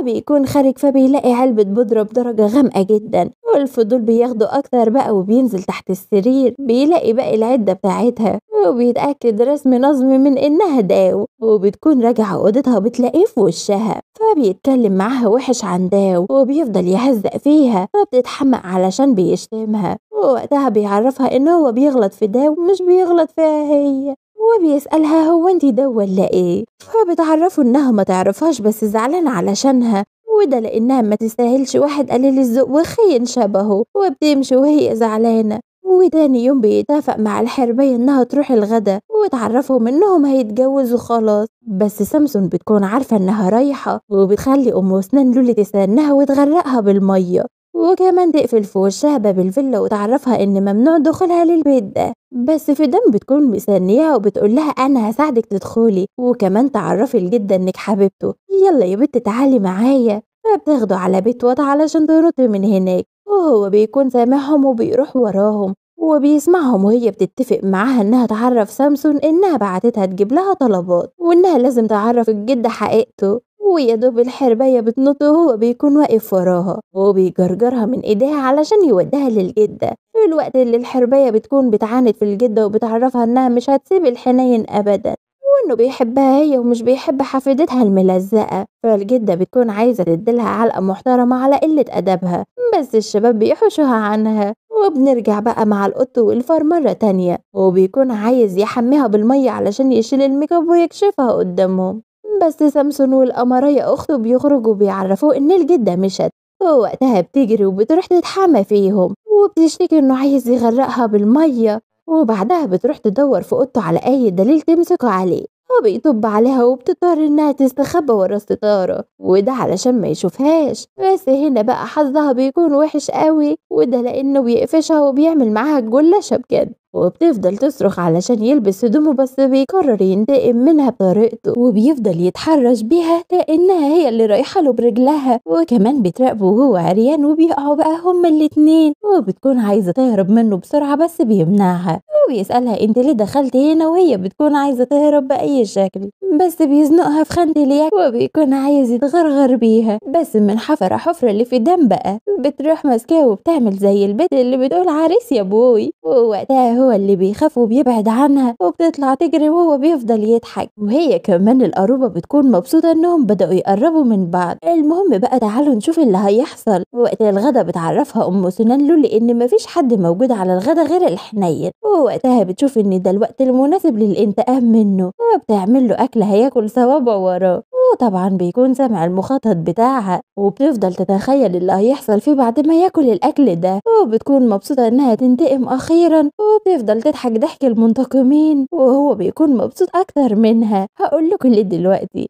وعلى الغدا بقى بيطلب منها تاكل معاه بحجة انه مش هيقدر ياكل لوحده، وبياكلها الاكل كله بطريقة سلسة وناعمة مفيش زيها لحد يا حرام ما بتقول حق برقبتي وبتجري على الحمام، وبتفضل يا حرام داخلة طالعة من الحمام وهي بتصرخ هو بيكون بيستحلف لها إن ده مجرد هزار بسيط كده وتبقى تقابل بقى في اللي جاي. وتاني يوم بيكونوا متجمعين كلهم والحنين بيعرفهم إنه عازم الحرباية بتاعته على الغدا. فسامسون بتعرف في ده إنها لو عملت لها غدوة تكلف أكتر من 20 باهت هتطردها بره البيت. فطبعا أخونا الفييس بيقوم جاي رايح مديها 5000 باهت علشان تشرفه قدام حبيبته. وبتكون بقى في دم مش طايقة نفسها، وسامسون بتكون منتظرها على البوابة علشان ترحب بيها. وطبعا دي بتكون حاجة مش عادية إطلاقا، دي كمان بتقول لها اتفضلي البيت بيتك يا شابة، شكلها هتعمل معاها الجلاشة. البنت بتكون مستغربة هي الولية دي حصل في إعداداتها إيه. المهم هنعرف هي بتخطط لإيه دلوقتي. وفي الناحية التانية بقى بيكون الحنين مع فدام السوق، وده علشان يتأكد إنها تشتري كل المواد المطلوبة صالحة للأكل. فهم ماشيين بتكون حرانة جدا وبتفضل تمسح في الميك اب بتاعها، ولما بتاخد بالها بتحاول تخبي نفسها منه، بس هو بيكون عايز يضايق فيها وبيكون مصمم يمسح لها المية اللي على وشها، بس بتطلع قردة وبتعرف تجري منه. ولما بيروحوا البيت بيلاقوا الحرباية بتستقبله، ووقتها بيطنش لفدام وبيسيب لها الأكياس يشيلها لوحدها، ما هي سوبر وومن بقى، وبيمشي معاها وهي بتكون متضايقة منه موت. ووقت تحضير الغدا بتكون عايزة تنتقم منهم، بس بيكون وراها وبيسمعها وبيحذرها انها لو مش عايزة تاكل الاكل تاني كله لوحدها تطبخ اكل زي الناس. وعلى الغدا بقى بيفضل ياكل الحرباية بايده، وكلهم بيكونوا متغاظين من تصرفاته. وده لحد ما جرس الباب بس بيرن، وبيطلع بقى هنا الاختين كلابيزو على الباب، وبيكونوا جايين من غير ميعاد. وده بسبب ان سامسون بتلعب قمار، وبسبب حظها الوحش خسرت كل فلوسها، واضطرت انها ترهن البيت للكلابيزو دول علشان تسدد ديونها. وهم دلوقتي جايين علشان يفكروها بميعاد السداد، بس فكوكوا بقى من اي حاجة. شايفين الاختين كلابيزو بياكلوا الاكل كله معاهم، وسامسون بتكون هتموت من الحسرة على الاكل. وبيطلع ان ده مسلسل عاملينه على العقربة، بس العقربة وفدان بيصدقوا انها اتفقرت، لكن الحنين بيكون حاسس ان في حاجة غلط، وبتتكلم معاهم وبتشرح لهم اللي حصل. وطبعا العقربة بتخاف على مستقبلها لانها اصلا مش بتحب الحنين، هي بس بتعشق فلوسه. اما فدان بتتاكد انهم عايزين الجوازه تتم باي شكل علشان فلوسها، فبتروح لوط علشان تحكي معاه في اللي حصل. والوقت ده الجده بتيجي علشان تعرف اذا الخطه نجحت ولا لا، وبتكون الحربيه موجوده والجده بتعرفهم انها تكون في ظهرهم، واي فلوس هم محتاجينهم هتديها لهم. فوقتها العقربه بتضغط على عرقها الصعيدي وبتسالها هو انت حفيدتك للدرجه دي وحشه، وبتشتري لها كمان عريس بالفلوس. وبتروح معرفاها انها تريح نفسها لان كده كده هي مش هتتخلى عن الحنين لاي واحده في الدنيا. فالجده وقتها مش بتسكت، وبتقول لها روحي يا ام طويله اقعدي في جنب عشان ما اوريكيش مقامك. والجده طبعا بتكون بتلعب العاب قوه وعايزه تلعب فوق وشها البخ. فوقتها الحنين بيعرفها انه هيحميها ومش هيخلي حد يقرب منها. فاخو ده بيطلب منه انهم يتكلموا على انفراد، وبيكون متضايق من اللي بيحصل وانه مرتبط وليه بقى عايز يعلق اخته بيه. وقتها بيعرفوا ان ده مجرد اتفاق مع الجربوعه انهم يمثلوا انهم مرتبطين. وطبعا غيرت لقبها للجربوعه علشان قدامها تعمل حركات جربوعه زيها، وبتتضايق لما بتعرف انه حكاله الحقيقه وانه متمسك بدهو. فبتروح تاخد شنطتها وبتمشي، وبيكونوا متجمعين كلهم في الجنينه وفدان بتكون لسه هتنط. فبتلاقيهم في وشهم، ودي بتكون كبسه من ام لحمه ورز، وبتسمعهم وهم بيتكلموا عنها. وبتكون الجده متشوقه تشوف مين فدان دي. ولما بيروح اخو ده وخطيبته القمر علشان يندهولها بيلاقوا ان مفيش حد موجود، فبيرجعوا تاني يشوفوهم. ووقتها بتكون مستخبيه مع واد في الساونا، والحنين اللئيم بيكشفهم وبيعرف انهم موجودين جوه في الساونا، وبيطلب من القابل الهادي انهم يسبقوه وهو يستناها لحد لما ترجع وياخدها البيت بنفسه. وبيروح بقى قاعد لهم على الكرسي قدام الساونا، وهم بيكونوا بيموتوا جوه، وبيكون خلاص هيفتح عليهم بس بيضطر يرجع في كلامه وبيسيبهم يتأدبوا. وبيفضلوا يلعبوا مع بعض لعبة القط والفار، وبيستغلوا بقى ان هو في الحمام وبيكونوا عايزين يهربوا، فبيلاقوا راجع وبيضطروا يفضلوا في مكانهم تاني.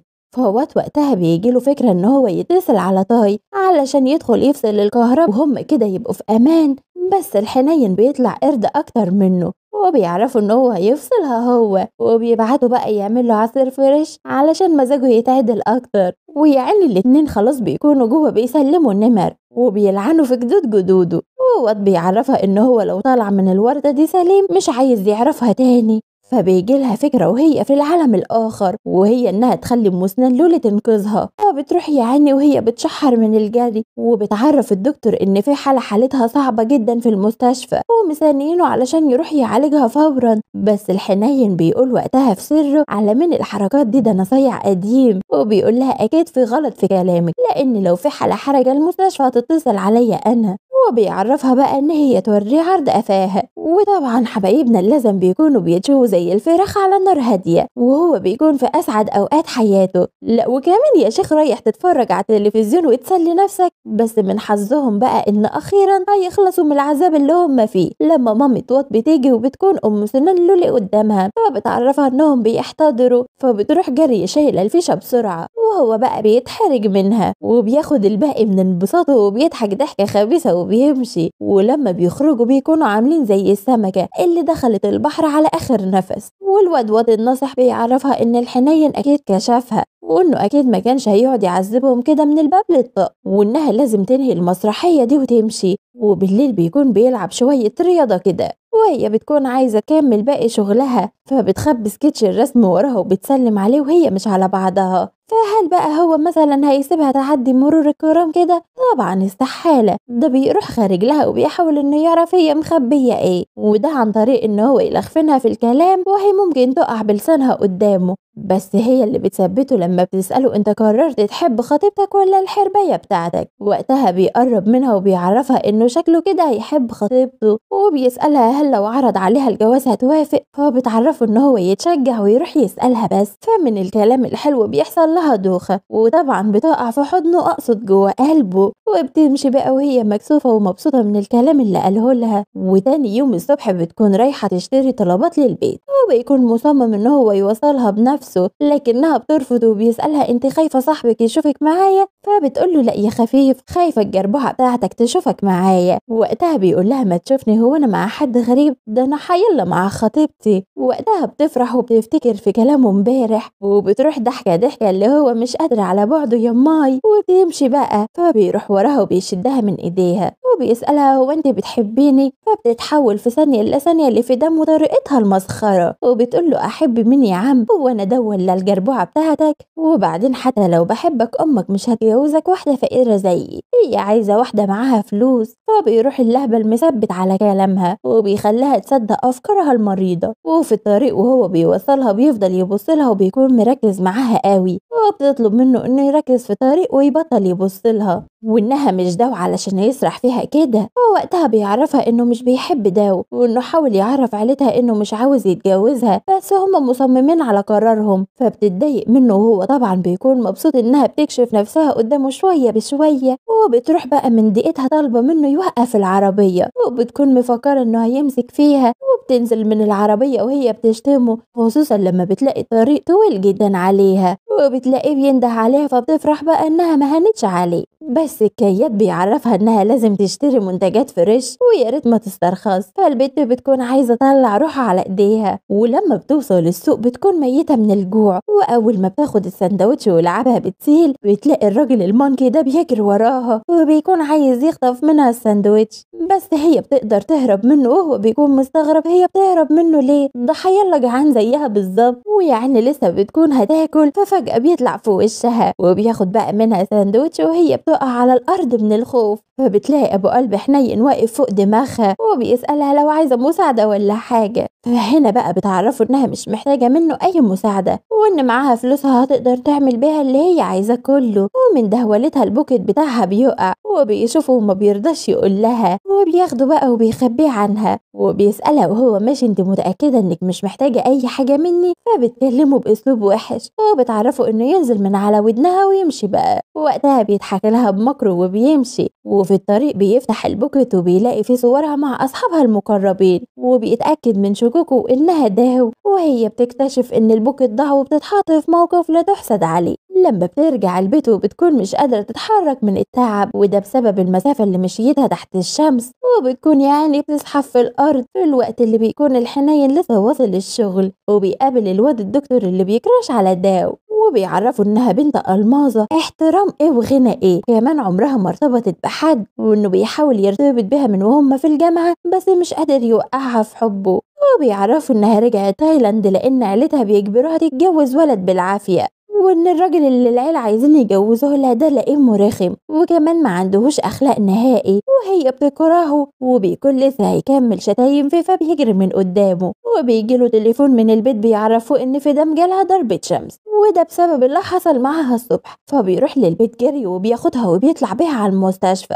ولما واد بيعرف بيحاول ينقذها لأنهم في المستشفى هيشيلوا الميك اب وهتتفضح، بس بيرفض إن واد يساعدها وبيعرفوا إنها طبخته هو ومحدش هيهتم بيها غيره. وفي المستشفى بيحصل اللي واد كان خايف منه لما بيسألوا الدكتور هي تقرب لك إيه علشان تهتم بيها كده، فبيعرفوا إنه مهتم بيها جدا ولازم ما تكتشفش إنه عرف حقيقتها، وبيروح بقى يحط لها حسنة فتنة علشان ما تحسش إنه كشفها، وبتكون بترتعش فبتروح ماسكة إيده وشادة ناحيتها، قال يعني هي دي اللي هتدفيها، وهو طبعا بيكون مبسوط. ولما بتصحى من النوم بتلاقي إنه جنبها وبيبان على وشه الهدوء لما بتفتح عينيها، وبتكون زعلانة منه لأنه هو سبب اللي هي فيه، بس بيعرفها إنها اللي طلبت إنها تنزل من العربية وإنها لازم تكون قد كلامها، فبتيجي ماشية وبتدخ وبتقع تاني في حضنه، فبيطلب منها ترتاح وإنه هيهتم بيها المرة دي بجد وهيكون حنين عليها، وبيعرفها إنها ما تطولش في تخفي لأنه عامل لها مفاجأة،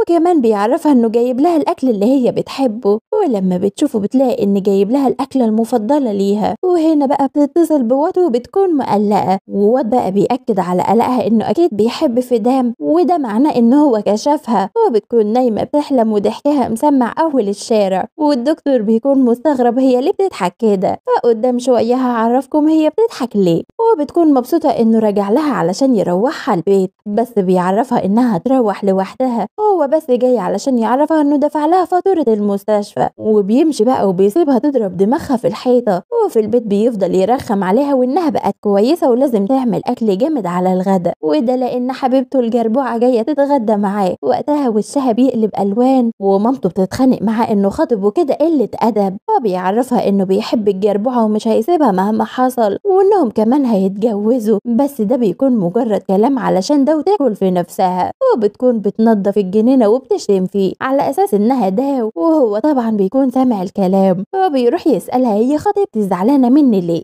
ووقتها بتشد معاه شوية في كلام وبيعرفها إنه عايز يتأكد من مشاعره ليها، فوقتها بتكون مخنوقة منه وبتقرر إنها تتميز عليه، وبتعرفه إنه لو عايز يجرب حاجات جديدة من اللي هي كده أو كده فهي ما عندهاش مانع، فبيروح شددها جامد ناحيته وبيوقع قلبها منها، وبيعرفها إنها اللي عايزة تلعب مع لعبة القط والفار وهو حابب قوي يكملها، وبيكونوا بيقربوا من بعض جامد، بس الحرباية بتيجي وبتنده عليه وبتقطع عليهم اللحظة المنتظرة بينهم، وبتيجي بقى تتميز عليه بتقل دمها، وفي دم بتمشي وهي بتاكل في نفسها يا حرام، وبعد ما بيخلصوا الغدا بتكون هتمشي، وبتعرفوا إنها مستحيل هتسمح لمامته تجوزه واحدة مش بيحبها، ولو على لعبة بيع البيت دي فهي عرفتها إن مش مهم عندها الفلوس والمهم إنها تكون جنبه، وبتكون ماشية وبتشوف في دمه وقتها أبو قلب حنين بيحب يزود الشطة، وبيروح حاضنها، والبنت الجربوعة نفسها بتكون متفاجئة من الحضن ده، وبتكون بتطلب منها إنها تفتح لها البوابة، أصلها يا حرام بقت مكسحة، وبتروح بقى علشان تقفل في وشها البوابة، وبتطلب منها إنها تكون الجاسوسة بتاعتها وده مقابل 200 بهت بحالهم، وبتقول لها يلا يا عم شبرقي نفسك، طبعا عمرك ما شفتي فلوس كتيرة كده، فبتروح القزعة مديها على دماغها، وبتعرفها إنها من أبو آخر كده جاية من أصل واطي وإنها عمرها ما تخون الناس اللي وثقوا فيها، وبتروح رزعها بالقلم، وهنا لازم نصدق مثل احترس كل ما نقترب من الأرض، لأنها بتروح جايبها من شعرها ورزعها رجل مع شدة إيد بتجيبها الأرض، وبتهددها بقى إنها ما تجيلهاش على طريق تاني، فالبنت بتخاف منها وبتعرفها إنها تشتكي للحنين وتعرفها إنها ضربتها،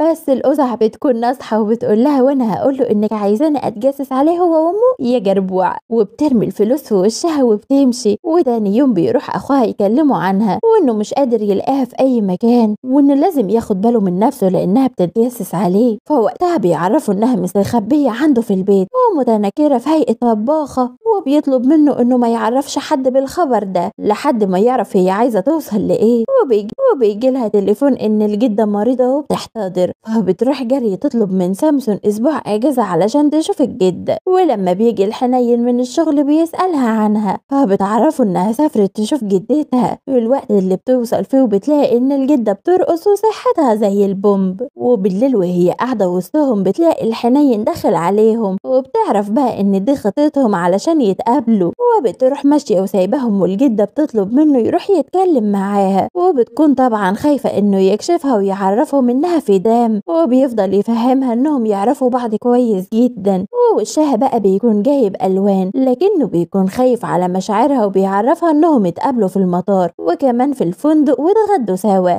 والأكتر لما ساعتها لما رجلها اتجزعت، وقتها بتعمل نفسها إنها افتكرته، وإنها يا حرام ما كانتش واخدة بالها منه. وبتروح داخلة في الكلام على طول، وإنها مش عايزة تتجوزه، وإنها تتجوز ماكس صاحبها اللي هيرجع من لندن كمان أسبوع. ووقتها بيعرفها إن قرار الرفض ده مش بإيده، وإن ده قرار الكبار اللي مش هيقدر يتدخل فيه. فبتعرفه بقى وقتها إنه كذاب، وإنه عاوز يتجوزها علشان فلوسها ويسدد ديون أمه بيها. وقتها بيتعصب عليها لأنه بيشوف إن هي كده بتجرح رجولته، وبيعرفها إنه عايز يتجوزها لسبب تاني خالص، ولأن واحدة غبية زيها مش هتفهم السبب ده، وبيمشي. ولما بتكون داخلة أوضتها بيسمعها وهي بتشتم فيه، وإنه حرامي ومش عايز غير فلوسها. وتاني يوم بتعرفهم إنها رفضته، وقالت له إنها مش بتحبه، وبتعرف منهم إنه رجع تايلاند بسرعة بسبب كده. وبيتخانقوا معاها إنها قليلة الذوق، والجدة بتكون مصممة إنها تتجوزه. وقتها بتعرفها إنه عايز يتجوزها علشان ياخد فلوسها ويسدد بها ديون أمه. فالجدة بتكون هتعرفها الحقيقة، بس مامتها بتقطع كلامها وبتطلب منها دليل على الكلام اللي هي بتقوله. فبترجع تايلاند وبتكون نازلة من الباص، وبتعمل حادثة وبتقع على الأرض، وبتكون مش قادرة تتحرك.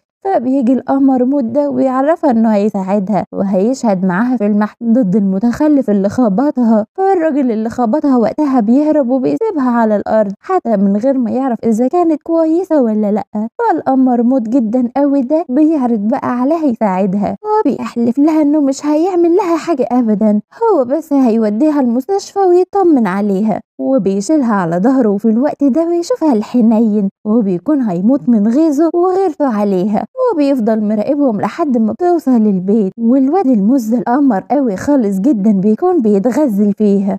والله العظيم بالحسنة بتاعتها دي. وكمان بيعرفها انه ساكن معاها في نفس الحي. يلا بينا نصلي على النبي ونبدأ مع فدام والراجل القمر قوي جدا ده. وهو بيوصلها للبيت، وبيكون بيعرفها انه ساكن معاها في نفس الحي، وبيبان عليه انه بيغزلها بحسنة فتنة دي، والحنين بيكون هيموت حقيقي من الغيرة. وبيعرفها الواد المز القمر جامد قوي ده ان عنده مركز صحي على قده كده. ووقتها بتعرفوا انها طباخة وفلوسها ما تكفيش حتى تشرب بيها كوباية شاي. فبيعرفها ان المركز وصاحب المركز تحت امرها في اي وقت. وهنا بقى بيكون بيعاكس وش، وبيوصلها بقى لحد البوابة، وده لانه خايف الشنطة تكون تقيلة عليها. وصاحبنا بيكون بيسمعهم وهيتشل، وخصوصا لما بيجي يركب العربية وبيفضلوا يتحايلوا على بعض من يدخل ومن يمشي. وطبعا بيحصل في كل الدلع ده شوية معاكسات.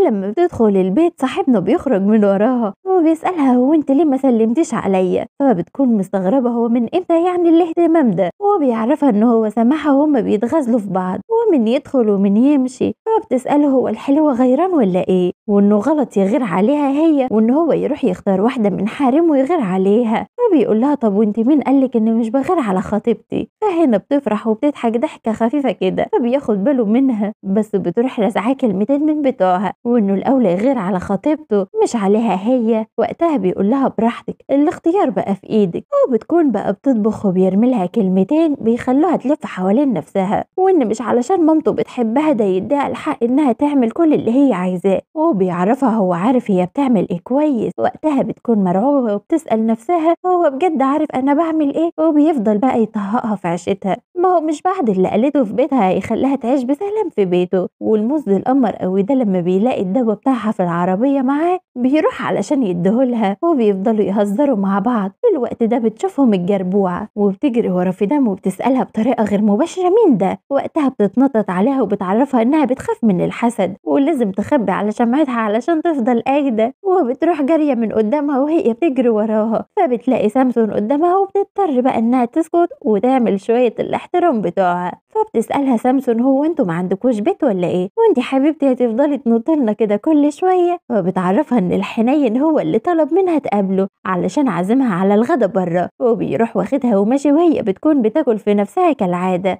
وكالعادة بيكون كياد قد الدنيا. وبالليل لما بيرجعوا بتكون الجربوعة بتحاول توقعه في حبها، ووقتها فيدان بتشوفهم وبتحاول تصورهم، بس المرة دي الحظ بيخلف معاها والموبايل بيفصل منها. والحنين بيعرف الجربوعة انها تنسى اللي بتفكر فيه ده وانهم مش اكتر من اصحاب. وتاني يوم في الشغل بيعرف كورن انه كان عند بيت حماه بيشوف خطيبته واللي بتكون اسمها داو. فبيروح كورن مش مكدب خبره ومتصل على وات وبيسأله عن اسم خطيب داو، بس وات ما بيرضاش يريحه وبيعرفوا انها اكيد مش داو دي. وطبعا بيستغربوا هو ليه قال لكورن عنها. البيت بيرجع وما بيعبرهاش لانه بيكون يئس منها. فبتروح تسأله هو انت قلت لحد عن خطيبتك؟ فبيقول لها وانت ملك يا حشرية. فبتحاول تفهمه انها بس بتحاول توصل لحاجة معينة. فوقتها بيضطر يعرفها ان في دكتور زميله معجب بخطيبته، ولانه غيران عليها منه عرفه اسمها علشان يحترم نفسه. وهنا بقى بتكون في السحاب مع الطايرين هناك وبتتحرك بقى وبترجع علشان تطبخ، وبيفضلوا يسبلوا لبعض بحنية كده. وبتكون مع سامسون بيلعبوا سوا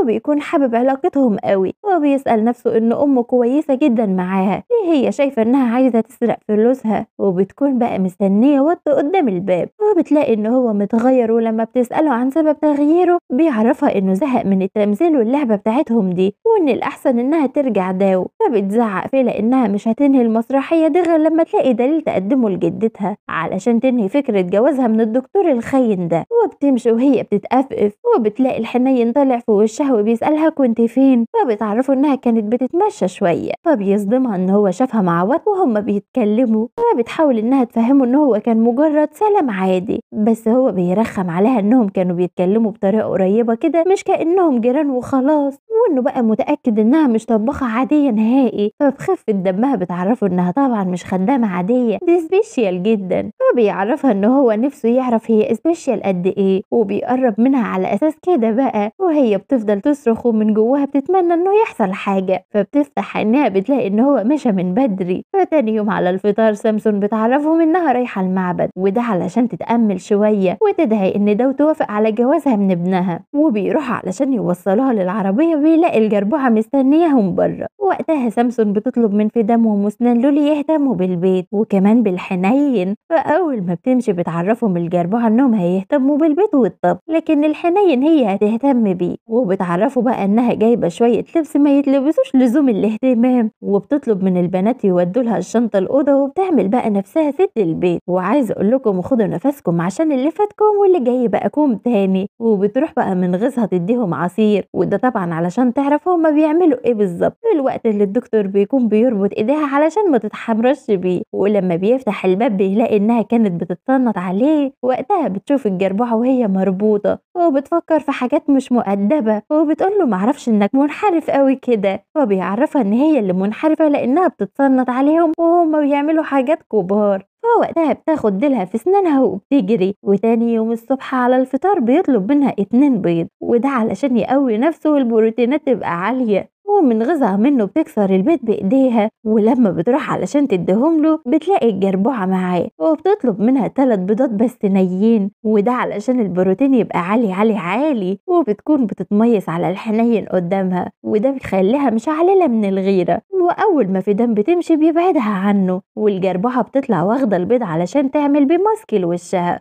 وبتشوف انها لازم تحط هدوم كتير قوي للغسيل، وده عشان اللي في البيت يفكروا انهم في علاقة رسمية فعلا. وبتروح تدي لفيدان اللبس علشان تغسله.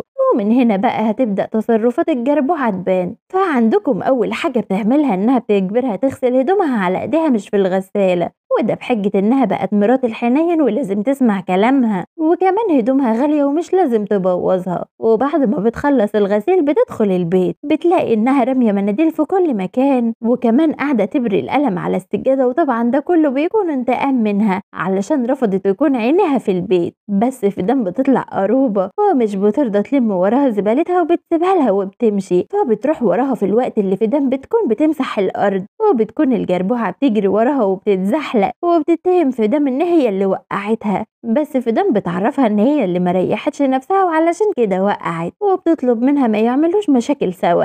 بس الجربوعة بتعرفها إنها بتحب تعمل مشاكل، وبتروح يا عيني شدها من شعرها وموقعها في الأرض، وبيفضلوا يضربوا في بعض شوية. دي كمان مش بتكتفي بكده بس، دي بتروح محميها بالمية وماشية، وفدان وقتها بتكون بتبكي، وبنعرف إنها فعلا متربية مش زي الجربوعة اللي بترجع بعد ما بتغير وبتطلب منها تلم الهدوم بتاعتها، وده علشان الندى ما ينزلش عليها. بس فدان بتعرفها إنها مش فاضية بسبب القرف اللي هي معيشها فيه، فبتروح مضايقاها أكتر لما بتاخد الفوطة من الجردل وبتحدفها في وشها، وبتعرفها إنها مش هتسكت غير لما تطرد من البيت. ووقتها فدان بتروح ماسكة الفوطة وحتفها في وشها كرد فعل للي هي عملته فيها. بس هنا بقى الحنين بيشوفها وبيكون عايز يزعق معاها، لكنها بتمثل قدامه البراءة وإنها مش عايزة حد في البيت يكرهها، وبتروح معرفة إنها هتخلي فدان تقدم له العصير، وهي هتروح تلم هدومها لأن فدان مش راضية تعمل لها أي حاجة من الصبح. هي دي صحيح اللي بيتقال عليها قادرة وجربوعة، وهو لطخ وبيصدقها، وبتنده على فدان بقى وبتتكلم معاها بطريقة رقيقة خالص قدامه، وبتطلب منها تقدم له العصير. وفدان بتكون مش فاهمة هي ليه بتكلمها كويس كده، وبتقابلها وهي رايحة تديله العصير وبتفضل تشده منها لحد ما بيتكب عليها وبتاخد منها الكوباية، وبتروح مغرقة نفسها وهدومها بالعصير. كل ده واخونا زي الأطرش في الزفة. وبتروح الجربوعة مصوتة بصوت عالي، فالحمد لله بياخد باله أخيرا، وبيروح وهو مصمم ان فدان تعتذر لها وانها بريئة وفدان شرانية يا حرام. وفدان بتفضل تحلف له انها كدابة ودموعها بتكون نازلة، ولكنه مش بيصدقها وبيفضل مصمم انها تعتذر لها. لكن فدان مش بتسكت وبتقول له هو مش عشان انا طباخة هتعمل معايا كده ومش هتصدقني، ولو انت مصمم ان انا اعتذر لها فخلاص خليها تنفعك وانا هسيب البيت. وقتها بيوافق وبيطردها بره البيت، فبتجري بقى وهي منهارة في البكا، والجربوعة بتكون مبسوطة بانتصارها وبتكون بتجري في الشارع وهي بتبكي. ومن حظها بتقابلها ام سنان لولي وطاي، وبيعرفوا انها اتطردت، ولان تفكيرها بيكون واقف بيعرضوا عليها انها تروح تبات عند وط. ولما بترجع ام سنان لولي بتعرف الدكتور القاسي ان فدان في بيت وط وانها مش هترجع تاني، فبيعرفها انها حرة تقرر زي ما هي عايزة. وطبعا الجربوعة بتكون مبسوطة، بس يا فرحة ما تمت. بيطلب منها انها لازم تمشي هي كمان لان وجودها ما بقاش ليه فايدة، خصوصا لما سامسون ترجع وتعرف ان هو طردها بسببها. وبتكون ماشية وهي مش طايقة نفسها، وفدان بتفضل تحكي الوقت اللي حصل وبتكون صعبان عليها نفسها جدا، في حين ان الحنين بيكون بيتضرب من اخوها لانه طردها واداها فرصة للهروب بعيد عنهم. وبيفضل طول الليل يفكر في كلامها معاه وهي بتبكي وانه ازاي يسمح لنفسه يطردها، وبيفضل يلوم في نفسه. وتاني يوم الصبح بيروح الحنين لوط علشان يرجعها البيت معاه، لكنه بيعرفوا انها ما باتتش عنده ومشت على طول، وده بيكون اتفقوا مع داو. وبيروح يدور عليها في الشوارع ومحطات الاتوبيس والقطارات، وما بيخليش مكان ما بيدورش فيه، وبيكون فعلا مرعوب عليها. ويا دوب بيكون لسه داخل البيت بيلاقي ام سنان لولي بتعرفه ان والد داو بره، واول ما بيشوفه هو كمان بيصبح عليه ببنيتين كده، وبيعرفوا ان لو بنته حصل معاها حاجه هيحملوا المسؤوليه وهيكون اول واحد يقف ضد جوازهم. وبتروح ام سنان لولي تعرفهم اللي حصل، فده وقتها بتكون قلقانه عليه، وبتروح علشان تشوفه بتلاقي انه مع الجربوعه اللي بتكون رايحه علشان تاخد هدومها، ولما بتشوف اثر الضرب على وشه بتكون بتواسيه. وهنا بقى داو بتكون غيرانه عليه وبتقول لنفسها انه يسهل اللي حصل له، مع ان لو كانت فضلت ثانيه واحده بس كانت هتشوفه وهو بيبعدها عنها. وبتكون الجربوعه بتتكلم عن فدان بطريقه وحشه، فبيتعصب منها وبيطردها من بيته لانه مش فاضي وعايز يخرج يدور عليها. وبترجع بقى سامسون وبتعرف انه طرد فدام، وبتروح بسرعة لبيت وبتفضل تتحايل عليهم يعرفوها مكانها، وبتكون قلقانة فعلا عليها، ولما بتصعب عليهم بيعرفوها انها موجودة في البيت عندهم، وبيروحوا يقنعوها ترجع معاهم لانها بتحبها ومتعلقة بيها جدا ولازم تمشي من عندها بطريقة ما تكسرش قلبها. فبتقبل وبتروح تقابلها، وبتفضل سامسون تتحايل عليها انها ترجع معاها، وبترشيها بقى انها هتزود مرتبها 500 باهت مرة واحدة، بس فدان مش بيعجبها، فبتفضل تزود في الفلوس لحد لما بيوصلوا ل2000 باهت. وطبعا كلنا عارفين ان سامسون من ابخل خلق الله، وهنا بقى فدان بتتأكد انها بتموت فيها، نفس الوقت بتصعب عليها تعرفها انها قبلت ترجع معاها من اول 500 باهت، وبيبان على سامسون وقتها قد ايه هي بتحبها فعلا. ولما بترجع البيت بيحاول ان هو يخبي فرحته وكسوفه في نفس الوقت، وبيطلب منها تروح تعمل له اكل، فسامسون وقتها بتطلب منه يتعامل معاها بطريقه شيك شويه، بس لسانها المدبب اللي بيرمي الرصاص ده ما بيبطلش، وانها مجرد طباخه فمن حقه يكلمها وحش عادي. وقتها بيكون عايز الارض تتشق وتبلعه، وبيروح علشان يصالحها لكنها بتتجاهل كلامه، وبتسأل ام سنان لولي لو كان في دبانة بتتكلم. وقتها بيزعل وبيمشي، وبيقول لنفسه ان هو حاول يصالحها بس هي بتتقل عليه، يبقى لازم ان هو يجيب لها هدية. وعلى الغدا بتعرف من ام سنان لولي ان الحنين خرج ومكل، وبتكون متضايقة لانها عملت الاكل اللي بيحبه، وبتشتمه طبعا في سرها، بس هو في الوقت ده بيكون بيدور لها على هدية تكون لايقة عليها، ومش بيلاقي قدامه حل غير ان هو يجيب لها وشاح هدية مؤدبة كده، وعلشان بشرتها غامقة مش بيقدر يحدد ايه اللون اللي هيليق عليها، فالبنت اللي هناك بتقترح عليه ان هو يشتري لها 7 ألوان من الوشاح. وعلى العشاء بيفضل يقول ان اكلها عادي جدا ومفيش اي حاجة مميزة، وبعد دقيقة بيكون بيتخانق معاها لانها بتعمل كميات صغيرة من الاكل، وبيطلب منها تروح تعمل له اكل تاني، وبيكون ده وقت الانتقام لانها بتحط له ملين كتير قوي. فبتيجي ام سنان لولي وبتاخد الطبق وبتعرفها انهم اكلوا خلاص وده بقى من نصيبها، ولكن فدان بتحاول تمنعها لكنها بتكون مصممة تاكله، ويا دوب بتاخد اول حتة بتلاقي نفسها سافرت مع اللي سافروا من زمان، دي حتى بتكون ركبت مكوك فضائي، وبتفضل تعمل حركات تموت من الضحك وما بتكونش قادرة تمشي لانها يعني بتكون سربت. وبالليل بيفضل رايح جاي على اوضة فدان، وهي لما بتشوف الخيال بتخاف ليكون حرامي، فبتروح ماسكة الفازة وبتطلع له، وفجأة الاتنين بيتخضوا، وبتسأله انت بتعمل ايه هنا ياض يا حنين، فبيعرفها ان هو يا دوب بس كده بيتمشى، فبتروح بقى متغرغرة بيه زي ما بتعمل دايما، وان هو لو حابب يجرب حاجة مختلفة ولذيذة فهي موجودة. فبيروح قايل لها يا بنتي ما تلمي نفسك بقى شوية، انت فعلا مؤذية بس لذيذة قوي، فبتزعل وبتمشي وبيروح جري وراها، وبيعرفها ان هو جايب لها هدية، وبيوريها 7 ألوان من الوشاح، ولانه مش عارف اي درجة هتليق عليها فهو اختار لها الدرجات دي، بس بيحلفها انها تختار درجة مناسبة لحسن تطلع شبه البومة، وبيطلع يجري من قدامها، وهي بتعرفه البومة دي بقى هتعمل فيه ايه. فتاني يوم بيلاقي صوت ناس كتير جدا جاي من بره، وبيقولوا ان الشيخ شخللة موجود في بيتهم، بس بتكون المجرمة مجسدة نفسها في صورة راجل سوداني على هندي على حب باكستاني، وبتفضل تعمل حركات غريبة مريبة عجيبة مش قادرة اوصف بالظبط، وحتى رأسها بيكون دمه خفيف قوي. وسامسون من اللي بتشوفه بيبدأ ان هو يجيلها ضيق تنفس، وفجأة بتسأل الناس انتوا هنا ليه، فواحدة بتعرفها انها عايزة تكسب في اليانصيب، وواحد تاني بيعرفها ان هو عايز الجواز، وهنا بقى بتعرفهم ان الحنين هو اللي في البركة كلها، وكلهم بيجروا عليها علشان ياخدوا البركة دي. وسامسون بتكون خلاص اغمى عليها، وهو بيكون هيتجنن من اللي بيحصل، فبيروح يشدها وبيجرجرها وراه، وبيحاول ان هو يمسح لها الميك اب،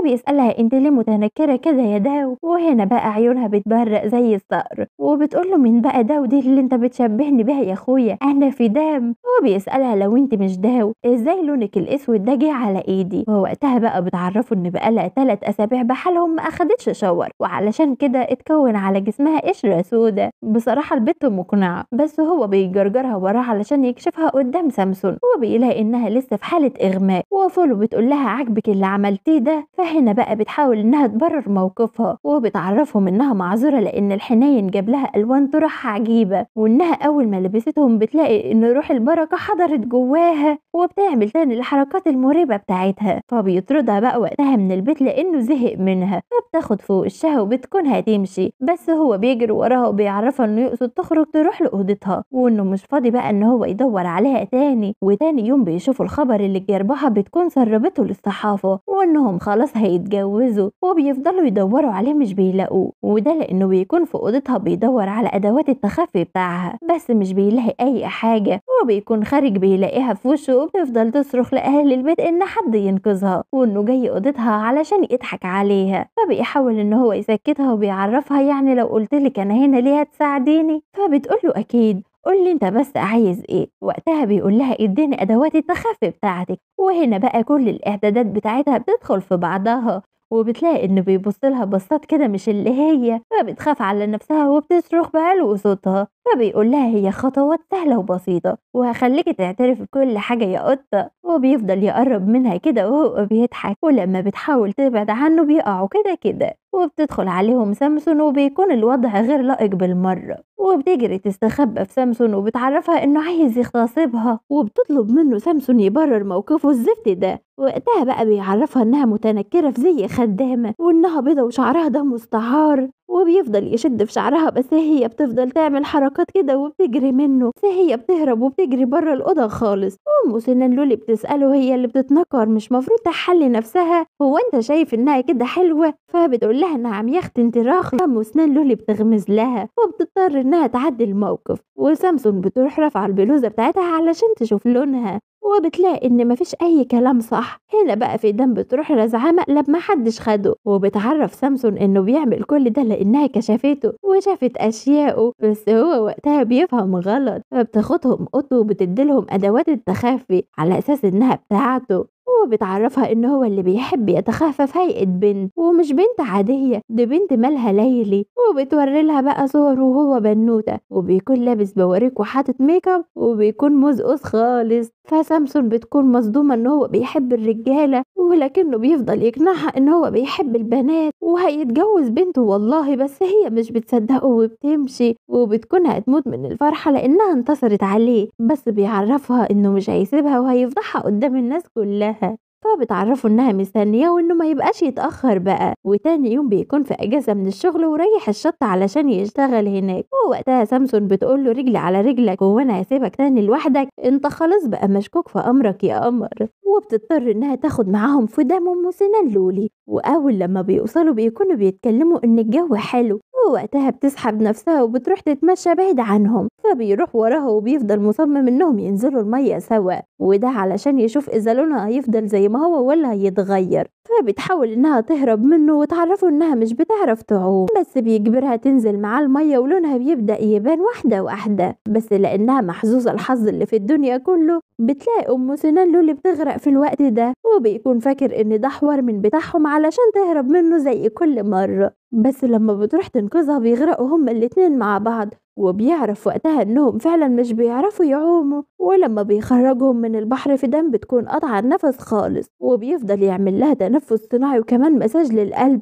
وبعد معاناة نفسها بيرجع تاني وبيروح يهتم بيها، بيلاقي انها من غير ميك اب وعلى طبيعتها، فبيفضل يتغزل فيها وهي نايمة، وبيقرر يعمل لها ميك اب في دام ويسيبها تكمل المسرحية بتاعتها. وتاني يوم بيقرروا يرجعوا تايلاند علشان يطمنوا عليها. وأول لما بيوصلوا للبيت مش بيرضى يخليها تشيل الشنطة وبياخدها منها، وبيعرفها انها لازم ترتاح وما تعملش مجهود، وبتكون مبسوطة انه بقى بيهتم بيها. ووقتها بقى وشها بيحمر وبيلمسها علشان يشوف لو كانت سخنة او اتصابت بالحمى، فبيلاقي انها كويسة، بس هي بتكون اكتر من كويسة بمراحل. مش شايفين وشها منور ازاي؟ وفلو بتعرف سامسون انها تاخدها معاها ويروحوا مكان هتفرح جدا لما توصل له. وبتروح في دم تطلب من الحنين اجازة 3 ايام علشان تزور جدتها وترجع، وبيوافق بسرعة جدا وبتكون مش مصدقة ازاي هو بيوافق كده بسهولة، بس ما بترضاش ان هي تدقق معاه وبتشكره وبتمشي. وبتاخد بقى وات ومامته والعيلة بتكون بتستقبلهم، وبيكون عاملين احتفال صغير كده علشان يغيروا جو يعني. والاحتفال ده بيكون على هيئة حفلة تنكرية، وكل واحد بيكون لابس ماسك على شكل الممثل اللي بيحبه. المفاجأة هنا بقى إن سامسون وفولو بيكونوا في الحفلة، والبت ده بتكون لابسة فستان شيك جدا وبتكون بتاخد العقل، وبيدخل وراها الحنين وهو كمان بيكون في قمة الشياكة. وبنيجي بقى وهم بيرقصوا بيكون بيرقص بحماس قوي لدرجة إن هو بيلفت نظرها، ومن حظها رجلها بتتني وبتقع في حضنه، والنور بيقطع وبتسأله انت مين، فبيعرفها انها ملكة قلبه، وبتشد الماسك من على وشه بتلاقي ان هو، فبتكون عايزة تهرب بس بيشد الماسك بتاعها، وبيعرفها ان ده وقت كل حاجة تتكشف، فبيجري وبيروح وراها وبيواجهها بانها فدام، وهي طبعا بتحاول تنكر نكران الجمال، وبيعرفها ان هو كاشفها من بدري جدا من وقت ما وداها المستشفى وشالوا لها الميك اب، فوقتها برضه بتحاول تنكر، فبيقول لها ولما غرقتي انا برضه اللي حطيت لك الميك اب بنفسي. فهنا بقى بتضطر انها تعترف انها فدام، وانها عملت كده علشان تعرف حقيقته، وانه عايز يتجوزها علشان طمعان في فلوسها ويسدد بها ديون امه، وبيكون عايز يدافع عن نفسه بس مش بتديله اي فرصة، وبتعرفه ان الاحسن ليه يروح يتجوز الجرباعة بتاعته، وهي سبحان الله شبهه متمسكة بيه علشان فلوسه، وبتطلب منه بقى ان هو يفسخ الخطوبة دي، وبتمشي وهي بتبكي، وبتدخل عليها الجدة ومامتها وبتعرفهم انها رفضته خلاص، وده بسبب انه عايز فلوسها يسدد بيها دين البيت بتاع مامته. ووقتها الجدة بتعرفها ان الدين ده كان مجرد مسرحية سامسون عاملاها علشان تبعد عنها الجربوعة، فبتبكي شلالات بقى وبتعرفهم ان مش بس ده السبب الوحيد، وانه مرتبط بالجربوعة وعايز يتجوزها، وهي ما تقدرش تشوف نفسها خطافة رجالة. وقتها بتكون حيرانة ومش عارفة تتصرف ازاي، وبتلاقي انه داخل عليها وبيتكلموا مع بعض، وبتعرفوا انه اكيد سمع كلامهم بس مع ذلك هي مش هتغير قرارها، وانها هترجع في دم المرة دي علشان بس تستقر بشكل كويس بدون ما تجرح قلب سامسون.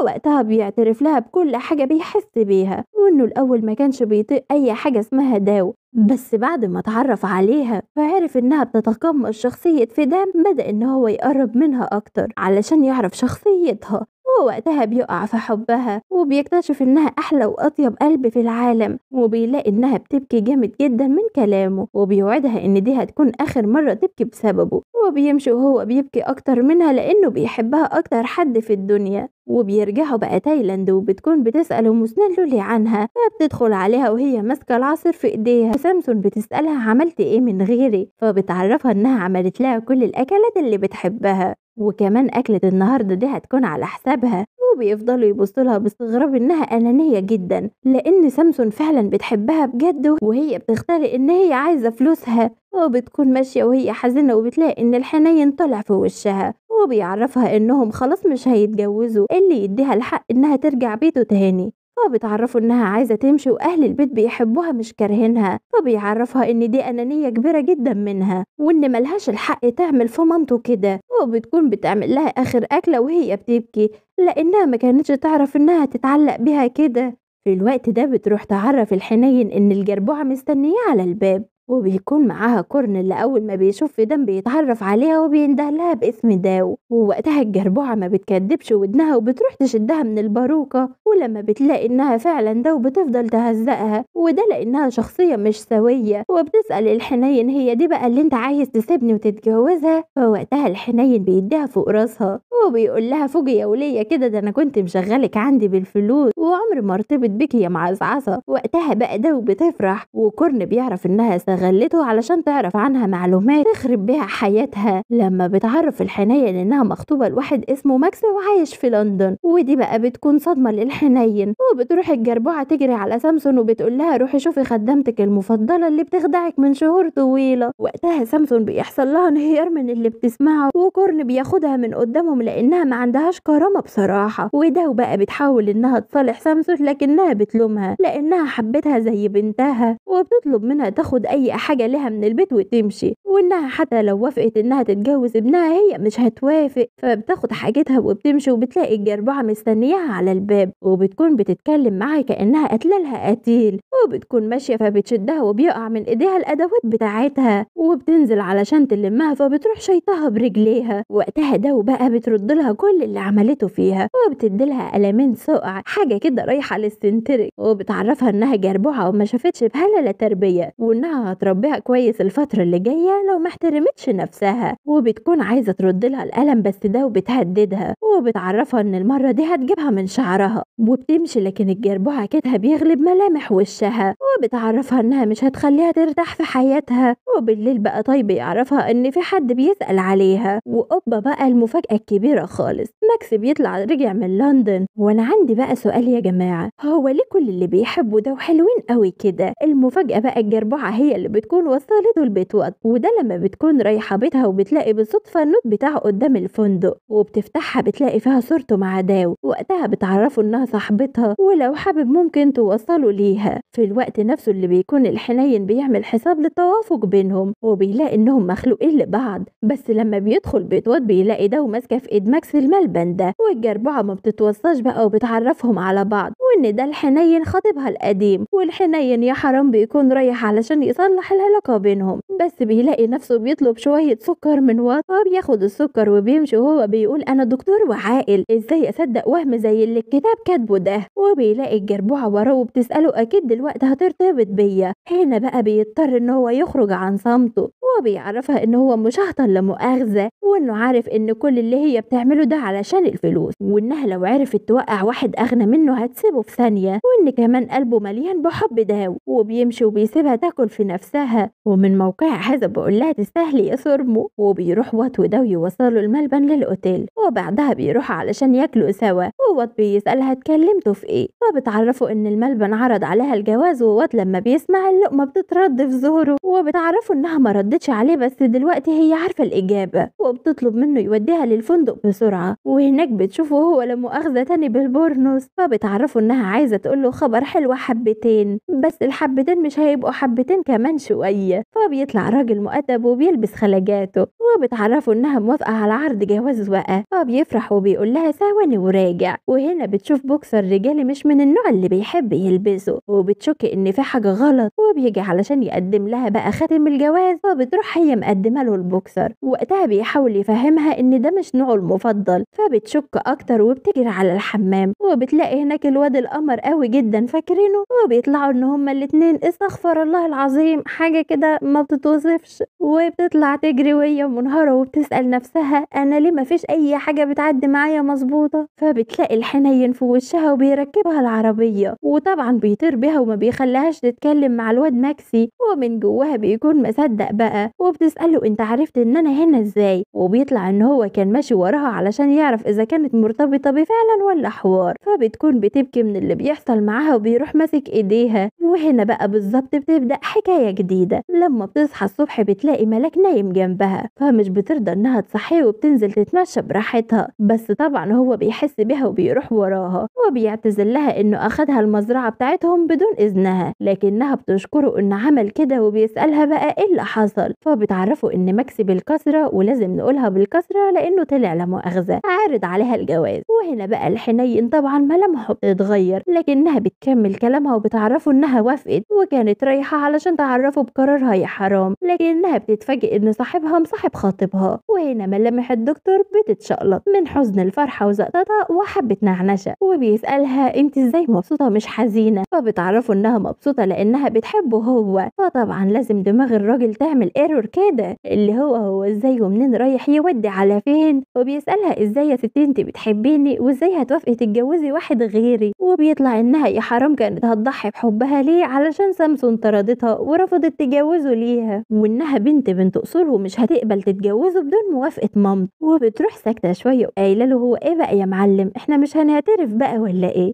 فبيكون يختي كيوت عن امه مكسوف، وبيعرفها ان هو لو مش بيحبها مش هيجيبها مع المزرعه الحلوه دي، والنبي حنين خالص. وبتكون بقى بتدور عليه وبتلاقي حد امر وراها، بيقرب منها وبيسالها خلصتي اللي وراكي ولا لسه؟ ولما بتلف علشان ترد بيكون بقى القلوب كلها في وشهم، وبياخدها علشان يخرجوا سوا وبيفضلوا يمشوا طريق طويل جدا. ولما بتسأله انت ليه ما جبتش العربية بيعرفها لانه عايز يكون معاها لأطول وقت ممكن، وبيعرض عليها يشيلها على ظهره لو تعبت من المشي، وبتطلب منه ما يكونش لطيف معاها زيادة علشان لو ما حصلش بينهم نصيب قلبها ما يتجرح، فبيعرفها انه استحالة يقدر يأذيها. وبيفضلوا بقى يحبوا في بعض وبيقرفونا بحلاوتهم. ولما بيكونوا راجعين للبيت صاحب العربية بيقول للحنين مراتك حلوة قوي يا ولا، وقتها بتكون مكسوفة وبتجري، وهو طبعا بيحب خجلها لأول مرة يشوفه. وبيكونوا بقى بيرتبوا الأوضة سوا وما بتكونش عارفة تفرد البطانية، ولما بيقرر يساعدها بتقع جواها وهو ما بيصدق انها دخلت المصيدة. اما عالم غريبة يا جدع.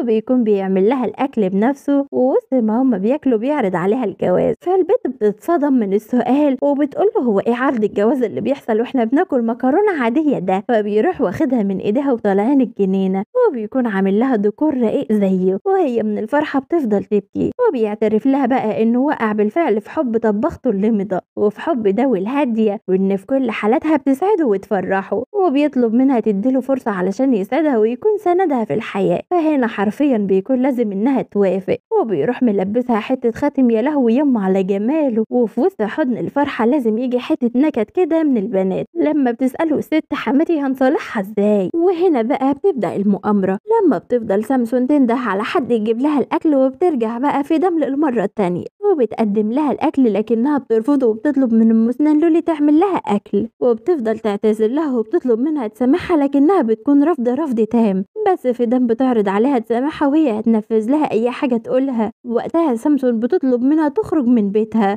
وبتكون بتبكي وبتفكر في قد إيه كانت بتحبها ودلوقتي ما بقتش طايقاها، وإن اللي عملته معاها ده كان أكبر غلط. فبتلاقي الحنين جاي من وراها وبيواسيها وبيقول لها ما تخافيش مهما حصل مش هتجوز غيرك، فبتشكره انه دايما جنبها وبتعتذر له بقى انها مستحيل تتجوزه ومامته مش راضيه. فبيحاول انه يطمنها فبتعرفه انه ما يقلق لانها هتعمل اي حاجه علشان تسامحها، وبتفضل تحاول انها تصالحها وبتكون عامله لها شوربه هي بتحبها بس بترفض تاكل من ايديها وبتبعدها عنها، وبتروح شاده الباروكه وحتفها في وشها، وكمان بتشيل الميك اب من جسمها بطريقه وحشه وبتعرفها انها انسانه مخادعه وكذابه ومستحيل هيكون لها مكان في قلبها. والحنين بيجي وبيحاول ان هو يسكت مامته فبتحذره منها لانها ممكن تخدعه للمره التانيه، وبتمشي وهو بيفضل يصالح فيها لكنه لما بيلاقي انها بتبكي او بتصعب عليه وبيروح يتكلم مع امه انها كانت غلطانه في اسلوبها معاها وبتحاول تعمل اي حاجه علشان تسامحها لكنها هي بتقابلها بقساوه،